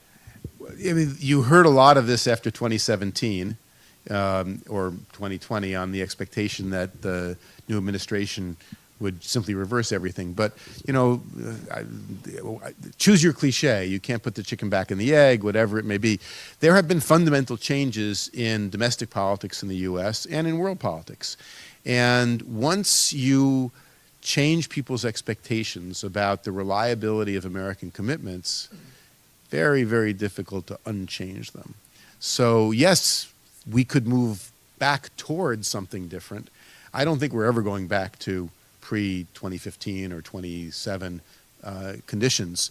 But I think, yes, belying my actual personal beliefs, yes, I think things could be better and we could move away from the brink, but I don't think we're not going to go back to where we were 20 years ago. There are plenty of opportunities to do that, and maybe, depending on what happens over the next year or so, maybe this administration or subsequent administrations will reconsider some of these measures. But I think to a certain extent, even with Canadians, maybe especially with Canadians, expectations, reputations have been fundamentally transformed. That can't be changed immediately. Carsten. Thank you. And thank you for the presentation and the discussion. It's very interesting. I have a couple of comments, and these are hardline economics, a hardline economics perspective. So, with apologies. Suppose we start off with national income maximization, an old workhorse in economics. There is a deep incentive for nations to seek access to other countries, to other markets. And that's actually regardless of the size of these countries. But let me emphasize, in particular, relatively small countries may actually want to get access at a lot of places at the same time. It will allow them to specialize even more, and then they can sort of go into many markets and sell their Legos or whatever it is they're up to. So I think that's important in understanding the evolving world around us. I think that that ties in fact, to the point you're making, Jeff, about coercion. Coercion or not coercion, countries would actually want to do that. That process would be going on, even if the hegemon of the large country is relatively friendly. This idea of access, it was actually one of the beauties of the GATT, that once you became a member of GATT, you actually became a member of a very large family. You got access to everyone who was already there. So that provided a deep incentive for many countries to engage, even though they undertook very large shocks. Final remark, when we talk about vulnerability and sensitivities, there is sort of a hidden or not even hidden assumption here that these are shocks abroad.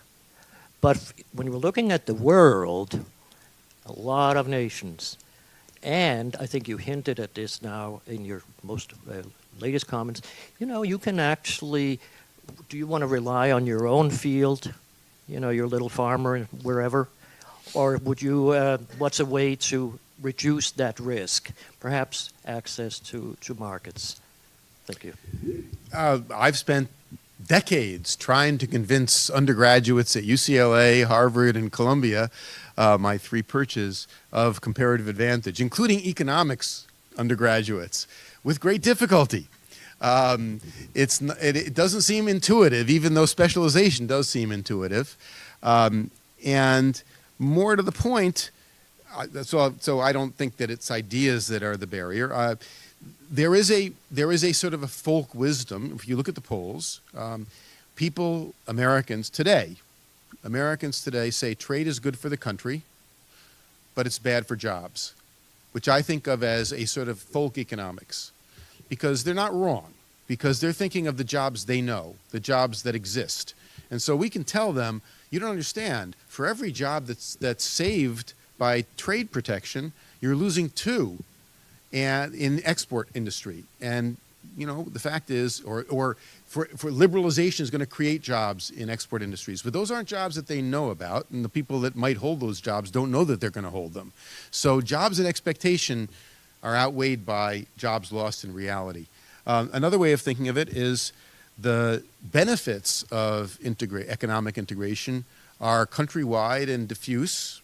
There are some concentrated benefits. Many of the costs are very concentrated on firms, on industries, and on regions. And, one of the commonplaces of political economy is that concentrated interests beat diffuse interests every time. So I don't disagree with anything you said, but it hasn't been a convincing argument politically for hundreds of years. So we can keep trying, but I think in the real world of politics, we face an uphill battle in making arguments about aggregate social welfare, which, after all, doesn't vote. People vote, not aggregate economic welfare. Obviously, it's internalized in various ways, but again, I'd go back to concentrated costs are much more visible, much more politically powerful than concentrated effects are much more powerful than the diffuse ones. We have time for one more question, Egon.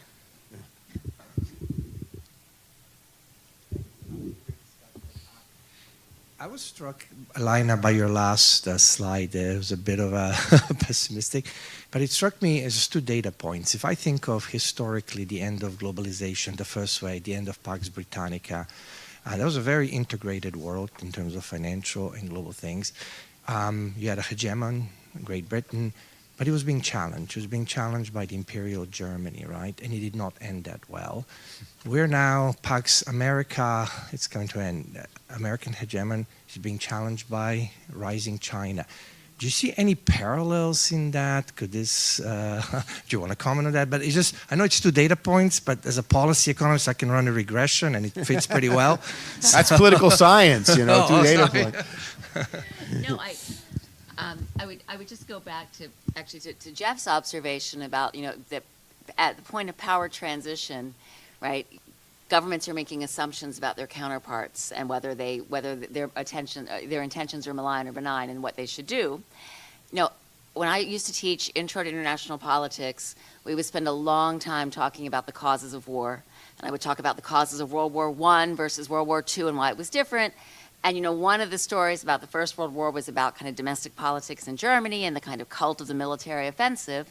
But the other sort of part of the story was about this kind of, you know, this spiral of hostilities, right? And this kind of misperception playing such a big role, and, you know, assuming the wrong way, right, about other countries' intentions. And so maybe there's probably something to thinking about that, which might then get to questions about not only reputation and diplomacy and the importance of those things, but also to some of the sort of the psychology, right, of how leaders interact. Yeah. I mean, we can invoke what is the current theory, dominant theory of war, which is simply to point out that war is not Pareto optimal, just to go back to your point. So we need to know, what is it that stands in the way of bargaining to a solution short of military conflict? And empirically and theoretically, there is no reason, there's no underlying barrier to that. But in reality, there is. And so I think what's important is, and what people in international relations who study these things have been trying to focus on, what exactly is it that impedes a bargained solution when one is clearly, from a logical standpoint, available. And then we often get to issues of information as important, and the credibility of commitments. And I think that also kind of comes back to your part about cost. Yep, yep. So thank you very much. Thank you, Jeff. Thank you, Lena. And we're now going to go to break. Thank you, Hillary. Hope that was what you were looking for. Very much so.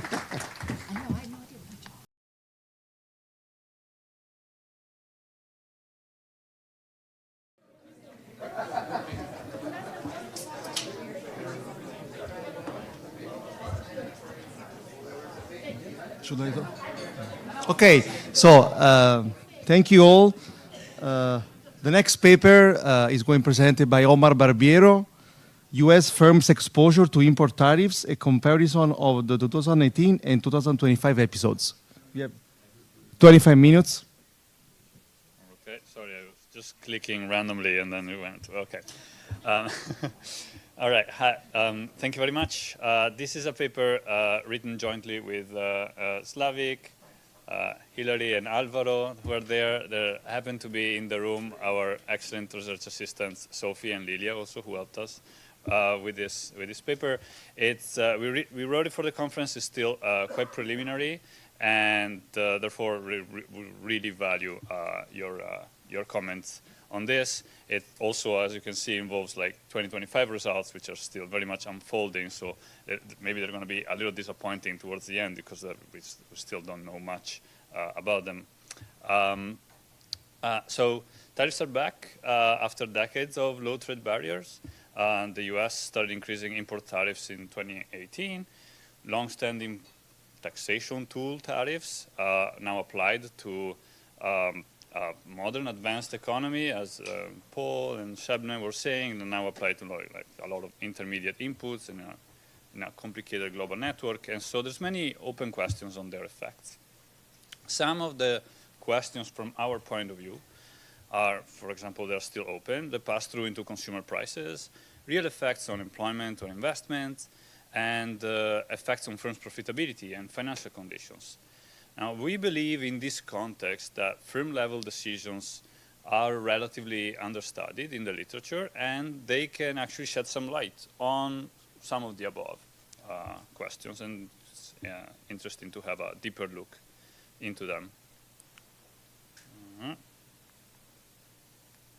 Okay, so what do we do in the paper? We estimate the effects of 2018 and 2025 tariff episodes on US public companies. And we use 4 main channels of exposure to tackle basically how a trade war is supposed to affect these large US public companies. The first one is pretty straightforward, direct import cost. If we see that a company or its subsidiaries are buying something from abroad that is a tariff category, tariff targeted product, you are exposed. if we see that a company has suppliers that buy targeted products, you are exposed indirectly to that cost. Then, if we see that you are in a sector that has a large share of competitors that come from countries that are targeted to the tariff, you are protected. And finally, if you sell to nations that are retaliating against the US during a trade war episode, then you are exposed because you are exposed to the retaliatory tariff. So we have these 4 channels that we account for our US public companies, and to compute them, we merge data on imports from bill of lading data, supplier-customer relationships and revenue segmentation from FactSet, and financial information from CompuStat, mainly. So how do we analyze our results? We compare firms with differential exposures within the same industry. So this is really to isolate the economic channels. This is the scope of the paper at the moment. The focus will be on the short term, just because there's a problem with the 2018 tariff episode that's very close to 2020 when COVID happened. So that tends to distort the results. So for now, at least we focus on basically the effect of the 2018 tariffs until 2019. And then for 2025, things are still very much unfolding. It's a partial equilibrium effect that I'm going to talk about today. So we don't really have a model yet that can generalize things in the general equilibrium. So what do we find? In 2018, higher costs, so the higher cost exposures lead to higher prices. We can observe them indirectly, but the evidence that we have is consistent with an increase in the prices of companies that have experienced higher import costs. Still, though, a decrease in profit margins and investment of these companies, so maybe a partial pass-through here, suggestive evidence of a partial pass-through. Export retaliation leads to lower profit margin, surprisingly also to higher investment, and we're still trying to rationalize this, the mechanism behind this result and its robustness. And for the protectionist exposure of these companies, we don't find any effect. Now, to be fair towards the argument towards maybe protectionist effects being there is that if they materialize, they might materialize more in the long term, and so far we haven't looked at the long term for these companies in terms of this exposure. For 2025, the story is so far undetectable effects, but the data available to us is until 2025 Q2, so it's very, very early to tell, especially because we observed that the 2018 episodes, most of the large effects actually happen 1 year later. Okay, so I'm going to skip the literature, and I'm just going to give, so this is the roadmap. I'm just going to give a little bit of background on the tariff episodes that we take as comparisons. They're going to be the protagonist of the paper, and then I'm going to say a little bit about the exposures and results later. So 2 main tariff episodes, in the last, in the last decade, basically, that are clearly identifiable. So in 2018, we show here the cumulative increase in the statutory tariff rates since January of the same year. The US imposed new tariffs between February and September 2018. In the beginning, they were mostly tariff related to single industries like washing machines, solar panels, steel and aluminum. Then towards the end, a wide set of products, but mostly targeted towards China. Towards October, the average tariff rate increase was around 1.5%. Contemporaneously with that, targeted countries generally retaliated tit for tat at the same time. So in the end, we can also see an increase in the average tariff rate of US exports. So this is from the point of view of the exporters, that went up also right around 1.5%. What happened instead in 2025?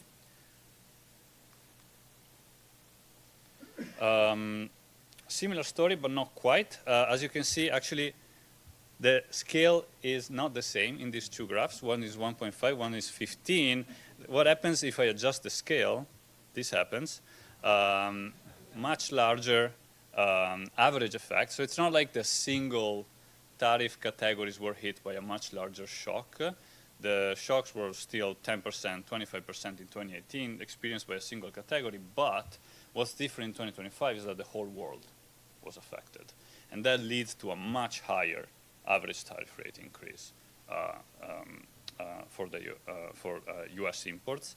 So much broader use of import tariffs, much lower relative retaliation from the targeted countries than in 2018, and that's quite interesting per se to discuss. But this is what we find in the data. This is data that we gather from different countries. Mostly the retaliation comes from Canada and China. That's it. Those are the two only countries that retaliated.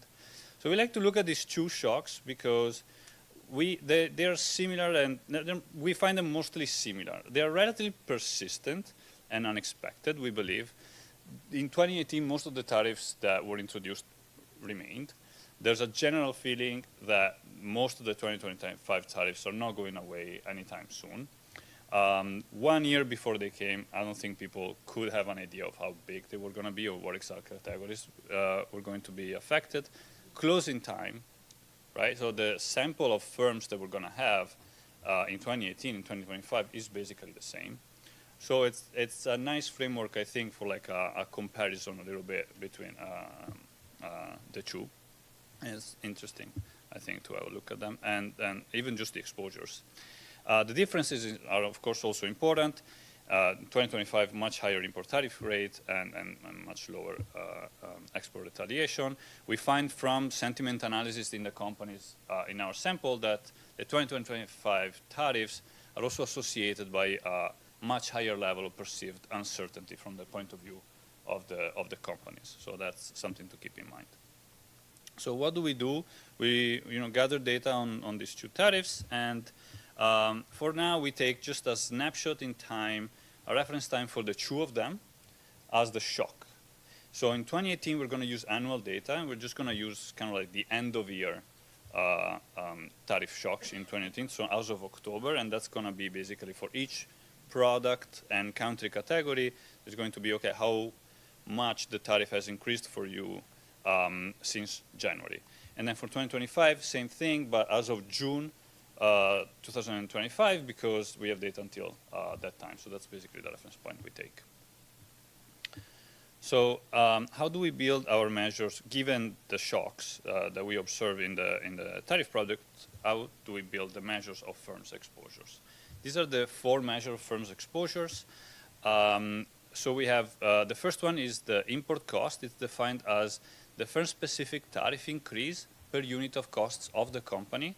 This is based on previous year sourcing from Panjiva Bill of Lading data. We see that you bought from different countries a certain set of products at a very detailed level. Then we know for each episode how much you should pay, and then that's rescaled by how big the bill is for you in terms of cost of materials. Second measure is the firm-specific average of the import cost of the suppliers. So we have a list of the largest suppliers in these large public companies, and for each of them, we know whether they imported a targeted category or not. Then we can create a measure of import cost for each supplier, and then we take the simple average of the cost of the suppliers that each company has. Why do we take the simple average?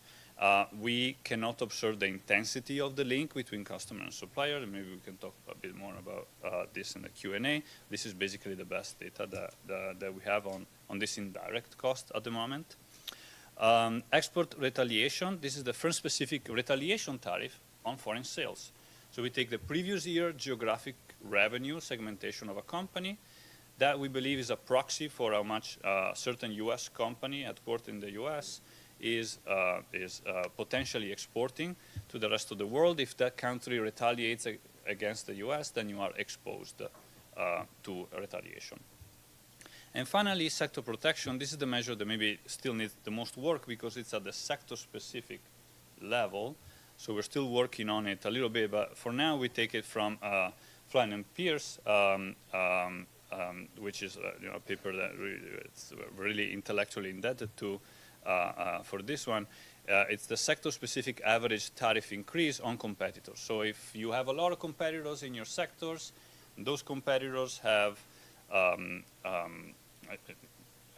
have a large amount of tariffs on them, that's good news for you, actually. So this is the counterbalance of all the previous stories that are kind of like bad news from the point of view of the company. That's good news for you. It's supposed to, you're supposed to have less competition from the point of view of the company. So this is just some stylized facts on the exposures that we find in our sample. So first of all, the set of companies exposed in 2018 and 2025, at least on the extensive margin, is quite similar. At the core of it, the reason is that if you were exporting to or importing to China in 2018, you were also importing and exporting from the rest of the world in 2025. So actually the companies that are exposed, just 1-0, to the trade war in the two episodes is basically the same.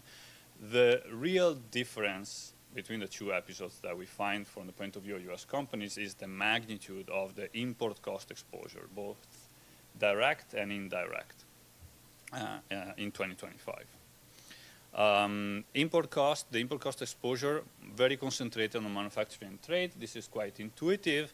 We also find that there's quite a bit of exposure in the mining, utility, and construction sectors, though. With lower magnitude, but still, even in beyond manufacturing, you find that these companies have direct imports and indirect imports from the rest of the world that are very much affected by tariffs.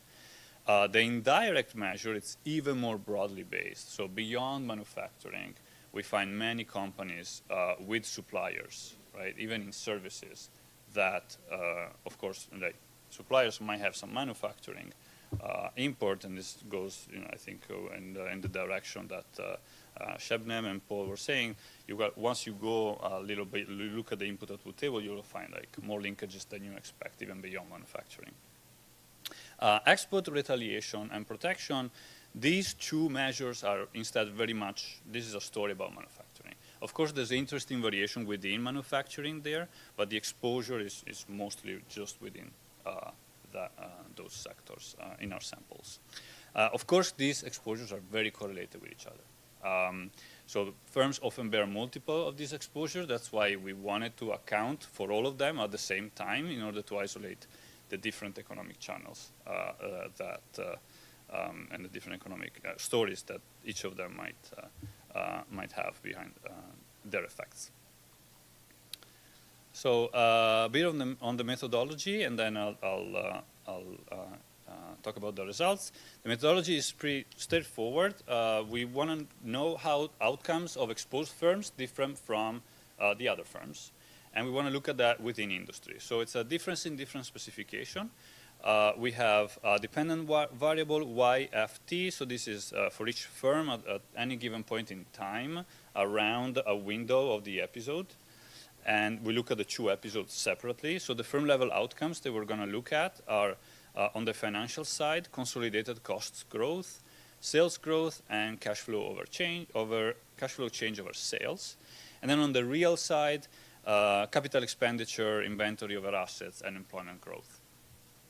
And then on the right-hand side of the equation, we're going to measure direct cost effect, indirect cost effect, retaliation effect according to the firm-specific exposure, and then with a dummy for the post-episode period. We're going to have an industry time fixed effect, and that implies that we are comparing similar companies within the same industry. We do not include the sector protection effect in this specification because that varies at the industry time level, and so we are controlling for it. In this very specification, we won't have an estimate for that. Then we're going to relax this assumption, and we're going to talk about later what we find or don't find for that particular channel. So some of the results. So here the exposures are on the columns, and the dependent variables are on the row.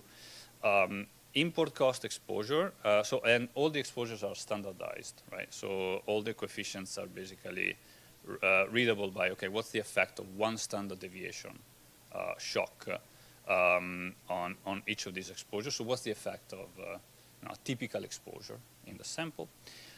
One standard deviation higher exposure in import cost leads to a 1.2 percentage point higher cost, 1 percentage point higher sales. These are nominal sales. So how is it possible that higher costs lead to higher sales?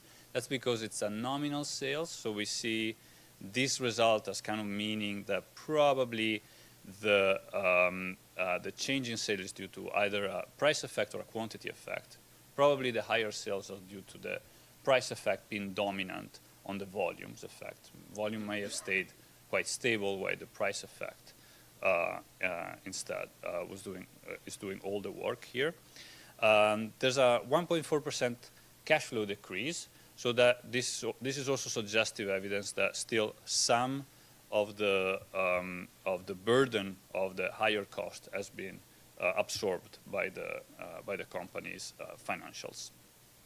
The supplier's cost channel is a bit less robust. It's still the economics like direction move similarly to the import costs. We have other specifications in which instead things look more significant on the supplier's cost, and we believe that's because basically there's a lot of variation absorbed by our strong industry time fixed effects. On the export retaliation side, we only find a strong negative effects on cash flows. So what happens if we relax? Sorry, I don't know where to point the clicker. Okay. No, yeah, you see I skipped something. There you go, all right. So what happens if we drop the industry time fixed effects? We just add the time fixed effects. That allows us to measure the protectionist effect towards the end. So all the previous exposure that I showed you, basically the story is the same. We don't find at the moment significant effects from sector protection exposure, but remember that here the sample ends in 2019 for a shock in 2018. Potentially there might be further action on this side, but we're not able to see it at the moment. And then on the real side term, yes, we don't find much on employment growth, not much on inventory change. What we find is responses on the capital expenditure change of the companies that are exposed. Higher direct import costs lead to a 0.2 percentage point lower capital expenditure over assets. Results qualitatively in line, we believe, with Amiti and Weinstein and others. And higher foreign retaliation on exports lead instead to a 0.2 percentage point higher capital expenditure over assets. At the borderline significant, but still we're still thinking about these results. May be related to investments to diversify customer base. That's like a possible way to rationalize higher investment after retaliation. Sector protection, I'm not going to show it, has still no detectable effects on employment or investment.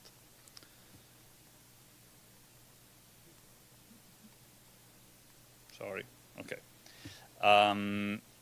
How are the results for 2025? Just for transparency, I wanna show you. I think it's too early to really detect anything meaningful in our opinion. It's curious that retaliated firms, so these are firms more exposed to China and Canada retaliation, are doing pretty well in terms of cash flow and sales growth. Still, we know from the 2018 episode that most of the effects come from 2019 and not 2018, so the effects are not contemporaneous, so I think it's just too early to tell here.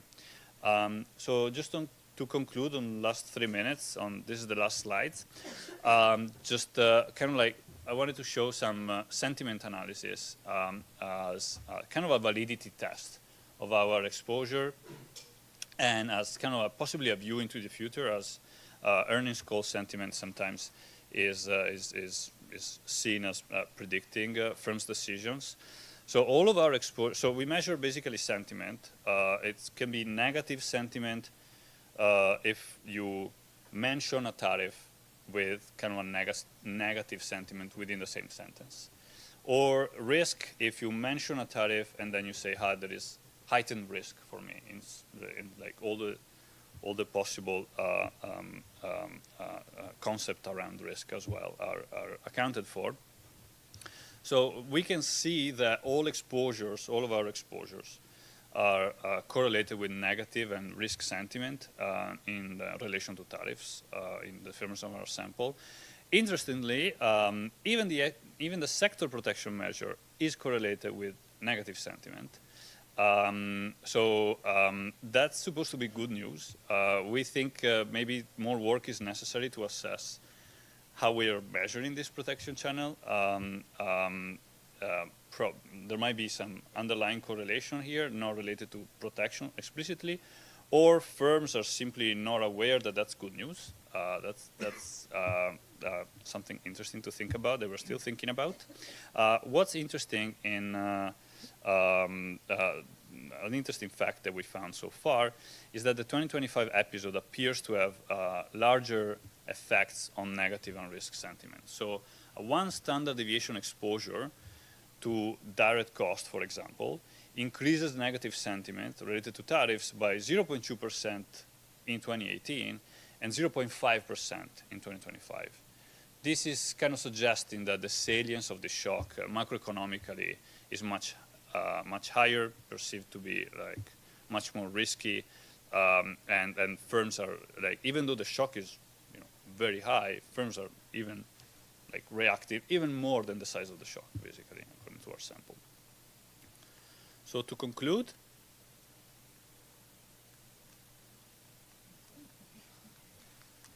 okay, we create firm-level tariff exposure measures for US-listed companies.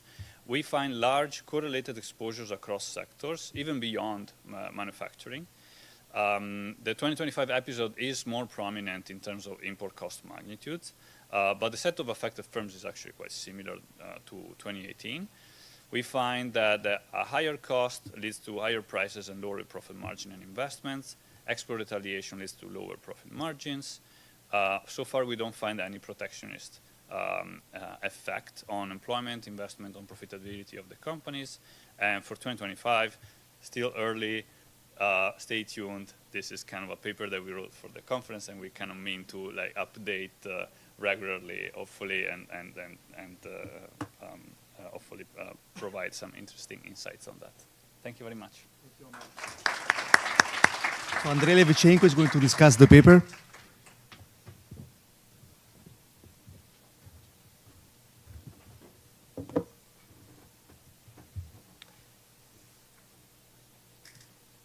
Great. So thank you very much for inviting me to discuss this very nice paper. It's a pleasure to be here in Boston.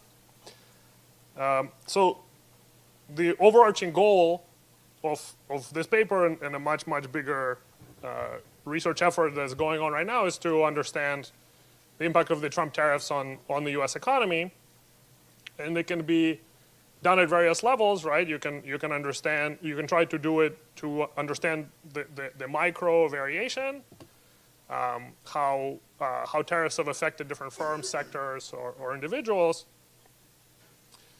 and that's interesting in and of itself, clearly, and it's interesting for some purposes, like if you want to understand the distributional impacts, or if you want to trade stocks of these companies. But I think for most of us, at least in this room, the ultimate prize would be to understand the macro impact of these tariffs on things like GDP and welfare. But of course, the micro results, like the ones in this paper, are an extremely important input into any kind of eventual macro assessment. And hopefully, the way we're going to reach a full picture that includes the macro impacts is to depart from these results, learn about the relevant elasticities, and then model them so that we can capture general equilibrium effects. So this paper comes in on, I'm having the same problem. It's like a 3-second delay, I'm just going to count. This paper comes in very firmly on the micro side, so basically it estimates the impacts of tariff shocks on Compustat firms in both 2018 and 2025. And they examined empirically multiple channels of tariff propagation. So imported intermediates is one, whether direct through the fact that these firms import, or indirect through the fact that they buy things from people that import these inputs, retaliation in foreign markets, whether these firms are present in these foreign markets that are now raising tariffs on U.S. exports, and also protection from import competition is like the old school one, right? You raise a tariff and domestic producers benefit. So it's like a very impressive effort. It's a very rich paper that has a tremendous data collection behind it. And Omar was really chill about it. He's like, yeah, you know, we have Panjiva and stuff like that. No, this is like a big effort that they merged Panjiva into CompuStat. They didn't stop there because they also wanted to look at the second round propagation. And so they also merged the facts that domestic supplier data into CompuStat and into Panjiva. And everything together is allowing them to address a pretty wide range of questions. So kudos for that. I think it's a very impressive effort. Okay, so here's a question. Are discussions and papers complements or substitutes? You can have both sometimes, right? So like a substitute discussion would be, I'm going to go through all the results, and I'm going to say how I would do them myself, and what I wish was done better, or what's convincing or not convincing, or whatever. I'm not going to do that. I mean, it's useful sometimes, and you know, we've all done it in the past. I'm not going to do that here. I'm going to do a complement discussion, which is that I'm going to pick up where the paper leaves off and take it in a particular direction that the paper doesn't take. And I'm essentially just going to take at face value all the results and so on, and kind of try to understand them, okay? So what am I going to do? So for me, I can't look at these results, at least these days, and just leave them at that. I immediately want to understand how I could insert them in the model, precisely because I think the general equilibrium effects and the aggregate implications are the holy grail here. And that you cannot do without some structure, without some GE. And so to me, these results are interesting because they can speak to what kind of models we should have, what we should be putting in the models, and how we should be calibrating them. And so what I'm going to do is make two comments, essentially, one micro comment and one macro comment that try to interpret what we're seeing in these results. And in particular, kind of the most striking takeaway for me is that following an import price cost shock, which is a negative cost shock, right? The stuff is getting more expensive to produce for these firms. There's both an increase in sales and an increase in cost of goods sold. And the authors kind of comment on it, and they say, briefly, they say something like, yeah, it makes sense, you know, the stuff is getting more expensive, so the cost of goods sold should increase. But there's like a puzzle that even though the cost of goods sold should increase, the sales we feel like should decrease, but they go in the same direction. So I kind of want to examine these claims because I also found them puzzling, but actually I reached the opposite conclusion of what's puzzling. So 1, 2, 3.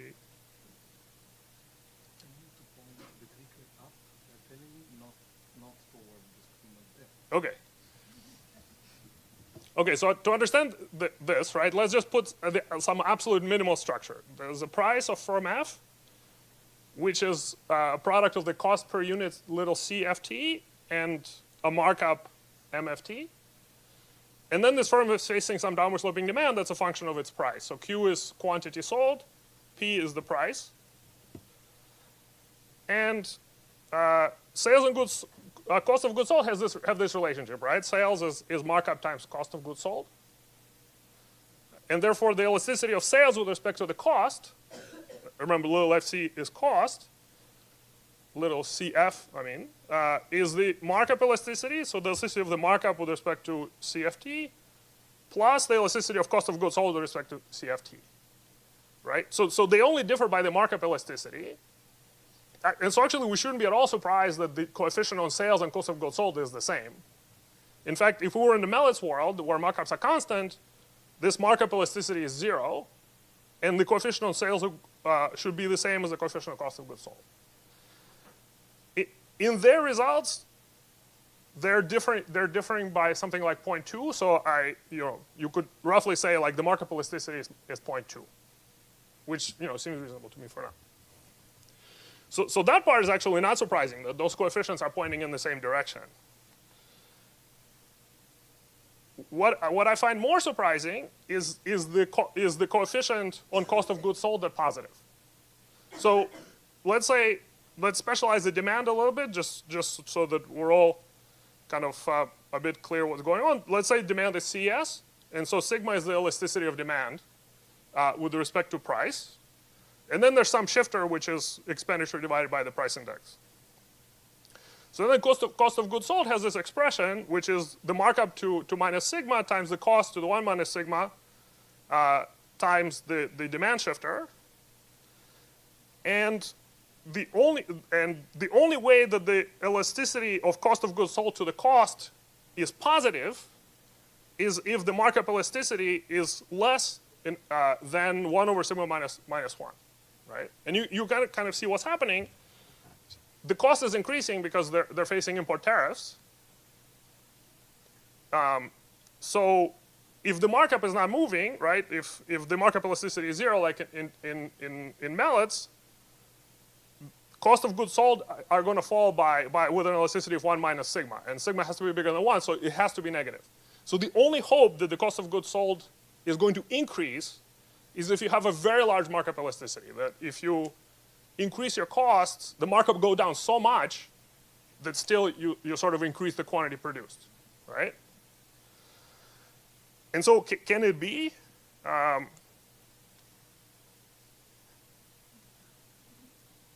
So I reached for the Atkinson-Bernstein model, which is the textbook kind of variable elasticity model. So this is the Atkinson-Bernstein markup. So sigma is the elasticity of demand, rho is the elasticity of demand in the upper nest, and S is the share of the firm in its own sector. And then there's a kind of more complicated expression for a markup elasticity. And you kind of need to be at that lower line, 1 over sigma minus 1.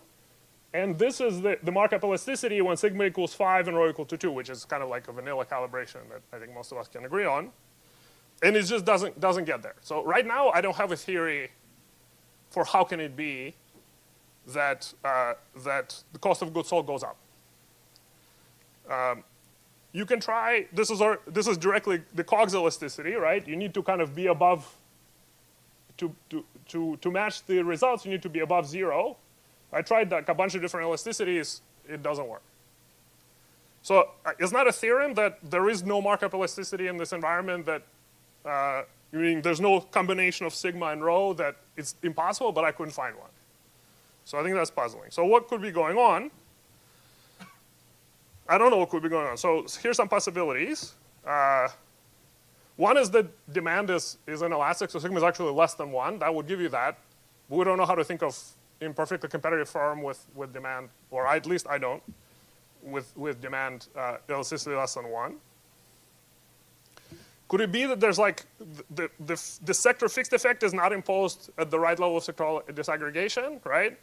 So if instead you had like an upper sector nest, and that's where the fixed effect was, that's this delta ST, in which case the elasticity that's being estimated net of the fixed effect is of this composite object that has the markup, the cost, and the relative price. That would require relative price to move a lot, though. Could it be that this cost of goods sold includes exports? So really what you're selling is not domestically but also internationally. That would still require that to move in a particular way, which is that would require you to increase exports. So to experience like a positive demand shock for your exports that is coinciding with your negative cost shock. Or maybe it's timing. Maybe cost of goods sold are just not measured at the same time period as the cost differential that's being incurred with these tariffs. I just don't know. So these are all questions. But the bottom line is, as of now, at least I don't have a model that can speak to these results. So it's going to be difficult then to take the next step and develop a theoretical framework that can match them. Okay. Now, very quickly on the macro, so we have our price, we have our demand. If we were to go down to the road to writing down a model, what would be the next couple of equations that we will write down? Well, we would specify this cost, right? So this cost would be something like CS in the wage and the price of intermediate inputs. This is this. And then the price of intermediate inputs could involve some CS aggregation of all the stuff you're buying from other firms. And then we'll write down what the expenditure is, and this expenditure is going to have some aggregate expenditure that will include some tariff revenue. And so when I think of how to approach this, right, I would need some shares and some elasticities.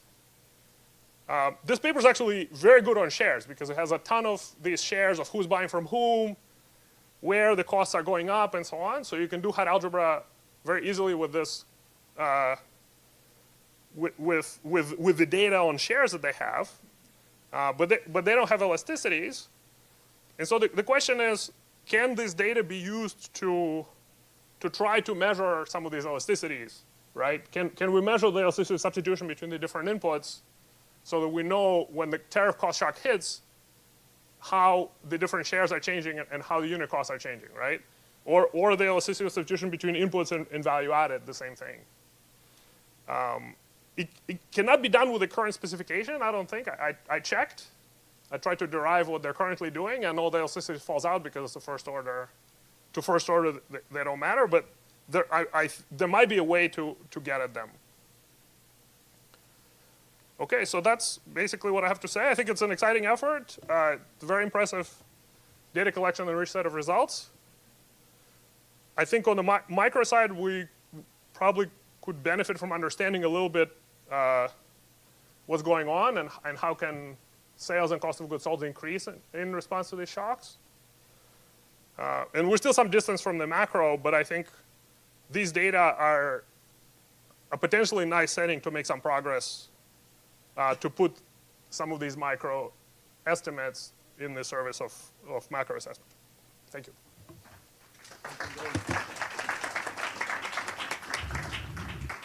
Do you want to reply to his comments? Yes, thank you very much for the great discussion. We're gonna look at the math carefully. Thanks for going through that. The way I think it's definitely very interesting to think about it. We thought about it as well, like how can COGS and sales move so one to one with each other. The intuition that we have is also the only way to explain it in the simple way for now. For us, it's via very low elasticity, basically. So quantities kind of like stay constant, basically. And now you have COGS go up just because your marginal cost goes up, right? You have to pay more now. There's a tariff there. So now the same thing that you were paying yesterday is more expensive. Well, you still buy it. You still sell it, you pass through most of the cost, basically. You point out that we can do much more, yeah, with the, and yeah, we're planning to. So yeah, we're going to look into that very carefully. And yes, the dream is to eventually have some welfare implication. We're not quite there yet, but. That's the hope. Thank you very much. Okay, we can take questions for the audience. Tommaso, please wait for the mic to arrive. Okay. So thank you, Omar, and thanks for the. I think the presentation was very interesting. I think the effort also is very important, and thanks to Andrei for the great discussion because. I'm pleased that Andrei brought up the issue of markups because throughout your presentation, so that was resonating in my mind and thinking, so why isn't he telling me what's happening to markups? Is it because there is, of course, we know there are measurement issues and that's sort of complicated endeavor, but we also know that now we have good techniques to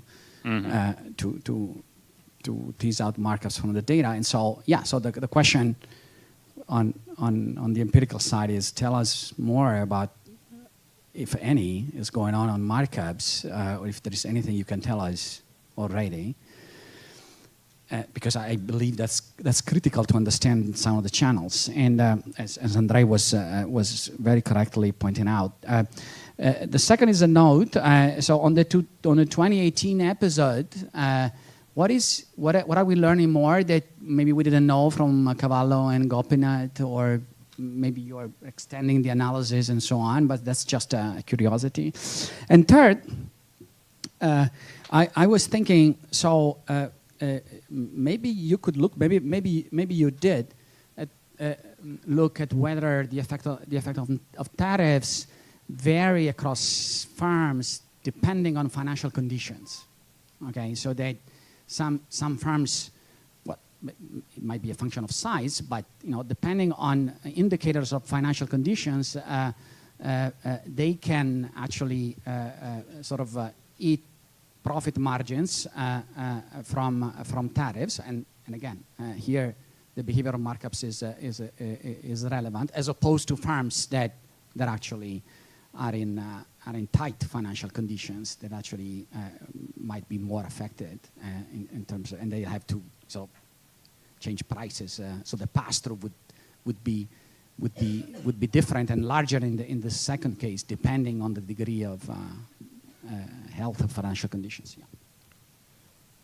Thank you, Tommaso. Sebnem has a question. Thank you.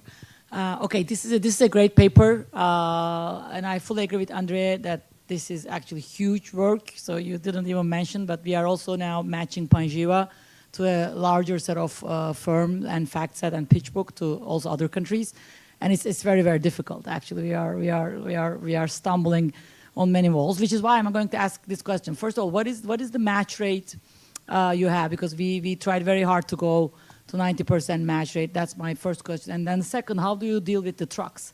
Because of late, and we realize a lot of the Mexico Canada truck thing is missed, and we had to do a lot of work on that because that really affects the match rate. So what are you doing on that? And finally, and we are also working exactly what Andre said, because this is a great way to do the elasticities, which is what we want to put in our model, of course, because we have all those elasticities in the model. So I definitely recommend you to do the same thing. The more the merrier, the more people work on that. But I'm very curious about how you deal with that, the whole truck issue and the match. Okay, Paul Antras. Very cool, and I'm sure the paper will evolve and it's going to go in great directions. The question I have is pretty narrow. I'm not sure I understood the tariff data you're using.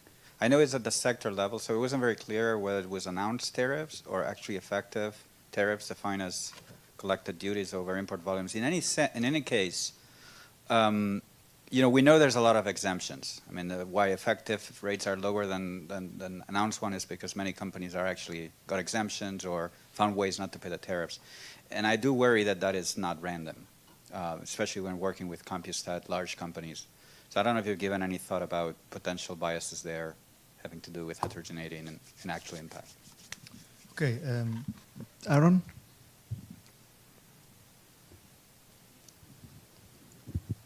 Great, this is really cool to see. I have three quick comments. So, for the firm level sector protection, I could imagine you creating measures where you're taking the industry of the firm to match with the tariff rates. Now you have to be a little careful there because obviously these are big firms that have multiple, establishments with multiple industries, and so there's ways in which you can take establishment level directories to match to the firm and get the full scope of industries that incorporate the firm. So that's one way of kind of getting down that road for a firm level sector protection measure. Second, on this cost of goods sold to sales, in our paper with Justin, we have this input cost channel at the industry level moving to PPIs, which is an output price measure. And interestingly there, that coefficient's greater than 1, which may correspond to some of the things that you're seeing. The way we've interpreted that in our paper was saying, well, we're measuring it as the import share of costs that are affected by tariffs, but you could imagine that some of those industries, domestic sources of supply also went up in costs. And that's why, for us, the coefficient could have been greater than 1. Domestic steel went up in cost, whether you were importing it or sourcing it from domestic varieties. I'm not sure if that's the same thing for you, but that's how we interpreted that very similar effect that we had in our paper. And then finally, you have the cool Pangjiva data at the firm level. You might imagine that firms may have a lower cost shock, particularly in 2018, if they were sourcing some of these products from China and from a non-China location where they had a better ability to substitute to get around the tariff costs. And so, you have that data and could look at whether or not there's some variation there you could look into. The next question, David, and in the back. Thanks. I thought this was a really interesting paper, and so it was related to a paper that Mary and Mathieu Gomez and I and Sang Kung had done. I had a couple of sorry, a few of these are just some detailed questions. Like when we did the same matching, we couldn't figure out the exact firm level tariffs because a lot of times the bill of lading data didn't seem to have detailed HS6 codes, and so I just kind of and so I just wondered how you handled that. Often we had to just we could identify if you were an importer from China, but we couldn't identify the HS6. Similarly, I was a little confused by how you did the revenues from China because, like for us, we split exports and foreign sales, but it seems like you lump that together, and so the tariffs may not. One reason you may be having some issues in terms of how the tariffs affect things is that they're going to have different impacts on firms depending on whether you're selling in China or not. Another thing that you might want to also include, just to kind of maybe help with the discussants' comments, is you use the FactSet data, which is good, but also the Capital IQ data gives you subsidiaries, and so for some of the firms that might be data to use. That said, I was particularly struck by a different part of the paper, which I thought was really neat, which is it seems like you're getting really big impacts on firm level cash flows, and so you might want to. So in our paper, what we do is we try to extract what the market thinks is happening to cash flows, and but you guys are looking directly at the movements in cash flows, and it might be good to compare those two numbers. Like are the markets accurately predicting what's going to happen to the cash flows? It looked like your numbers were not that far from our numbers, which I thought was pretty good, but I had to do a few calculations to kind of convert them into ours. So that would be kind of an interesting thing. So I really liked that part of the paper. I thought that was pretty interesting. Thank you. Can I? There are I two think more. The stock is getting. Is increasing? Okay. It's getting high. I don't know if. Okay. Maybe one last question. I hope I took good notes. I want to make sure I answer well. Just one last question, because he was waiting. Comment and a question on the result about sales. So I think first as a comment, to me, the hypothesis that there's inelastic demand is actually very natural, and so I'd encourage you to focus on that more. Alexander McKay and Nate Miller have a paper showing that price sensitivity of U.S. consumers has gone down a lot over time, and I think the story of the inflation that we just had is that people still kept consuming. My question is, it seems that those results imply perfect pass-through to the buyers into sales, and so I was wondering how you reconcile that with the work of Jenny Tang and co-authors showing that there's no pass-through, at least in some large retailers. Thanks. Okay, maybe you can respond to the first I'll try to be 45 quick questions. So that if there's more, I'm so happy that we have all this feedback. So a lot of this stuff is in our to-do list already. Tommaso, markups, we haven't computed them yet. We want to make sure that we do them right, we see the cash flow result. That's kind of a measure of markup. It's a cash flow margin a bit, so it's very imperfect. It's not perfect. But one other measure of markups that we have seems to be going in the same direction of cash flow, but simply haven't done it yet. How do we rationalize our funding with Cavallo Gopinath and Jenny Tang? So what they look at is the effects on border prices, and they find full pass-through. And then there's the effect on consumer prices, and that's the pass-through to consumption, and that's pretty low. This is a different sample that was kind of like on retail goods. Specifically, I have actually another paper with Hillary that looks at the pass-through into PCE that uses industry level data and tries to account for the full network effect of import cost also via intermediaries. And with industry level data, we actually find close to full pass-through, actually. So I think there's a little bit of tension in the literature right now when you use micro-level data, very micro at the product level versus industry-level data. This is a different sample. I feel like this paper is kind of like in between, actually, the super micro and the super industry. So maybe there you go. The answer is also a little bit in between them. That's the best I can say for now. There's still a lot of open questions, as I said in the beginning. Effect depending on financial conditions, yes, it's in the to-do list, especially when we start going towards the mechanisms. We wonder, for example, if the lower investments are due to, they can be due to many things, right? It could be the cash flow going down, and that's driven by financially constrained firms. It could be an uncertainty effect that is also contemporaneous, usually with a trade war, so we have to look more into that. Shebneb, I don't know the match rate off the top of my head. We try to match the full master file of Capital IQ with a full master file of FactSet. And Capital IQ has, for some reason, a lot of also like companies that FactSet doesn't have. So I think you have to, we can talk about it, like how to what kind of exact match rate, like how to even compute it. But it's pretty good with the very large companies and with their suppliers, which are usually very large as well. But there's also a lot of private companies, of course.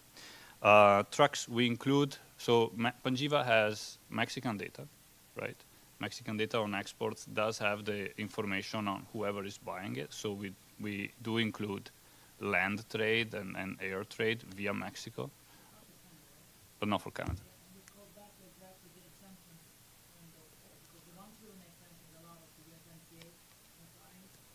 Yeah.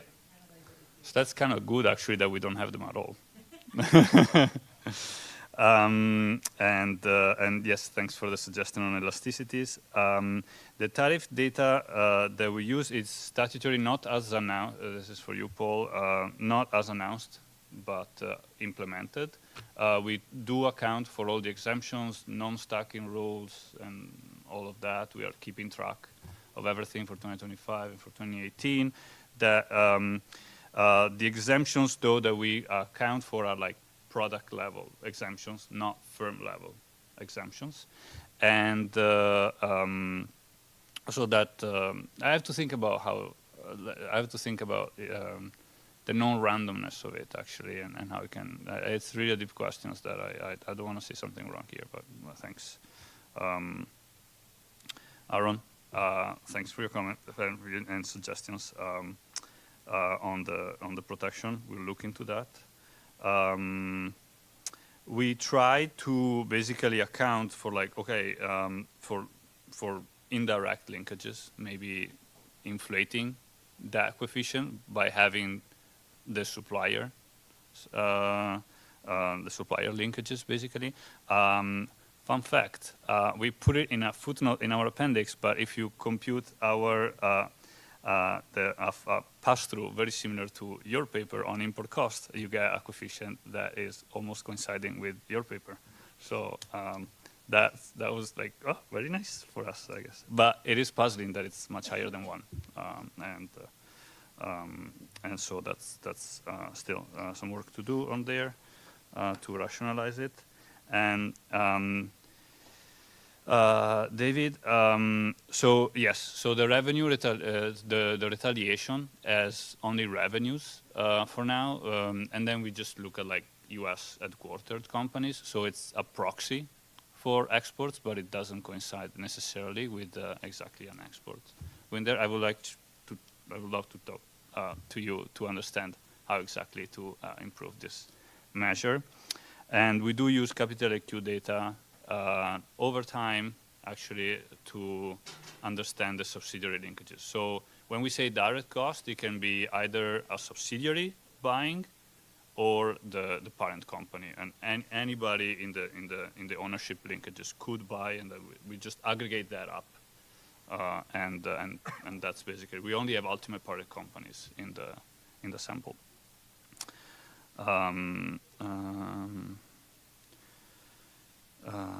Yeah, I think I answered. Okay, so we have more questions. Peter, Schott. Nice paper, and I thought it was really cool that you had that rich set of exposures. And so one idea, riffing on what David said, was a validation test. So you have stock price movements, and especially in the 2025 round, when tariffs are changing, they're bouncing around like crazy. You could validate the exposure measures because not everyone is going to be hit in the same way when the different tariffs are moving around depending upon their exposures. That might be a way to kind of validate. Yeah, and that goes in line with also what David asked us to do. And yes. Also in the to-do list. I know that you guys have a paper and you show that you have kind of like a little bit of these measures, right? But you look at returns and then you validate if the returns are moving correctly, roughly with that, and then we should also validate if our measure coincide with the return response. I agree. Caroline? Yeah, so my question was related to the tariffs and how you measured the tariffs, because it seems like your cost increase, you're partly getting it from the cost of inputs increase, assuming that part of that is from the tariffs. But it could be quality, if I'm not, in terms of how you're doing it, I think, which could explain the overall revenue increase. But could be quality, you said? So we used to think prices of goods were actually quality. So now we don't think that anymore when we're doing this kind of stuff. But what if the quality of the inputs had gone up? That could explain why you end up selling more. So, but it just seems, it depends on how you're measuring the tariffs, but from what I understood in how you're measuring them, that seems like it might get mixed up in there, and I was just curious about that. Okay, I think this one was the last question. Thank you so much, everybody. Thank you, Omar and Andrei.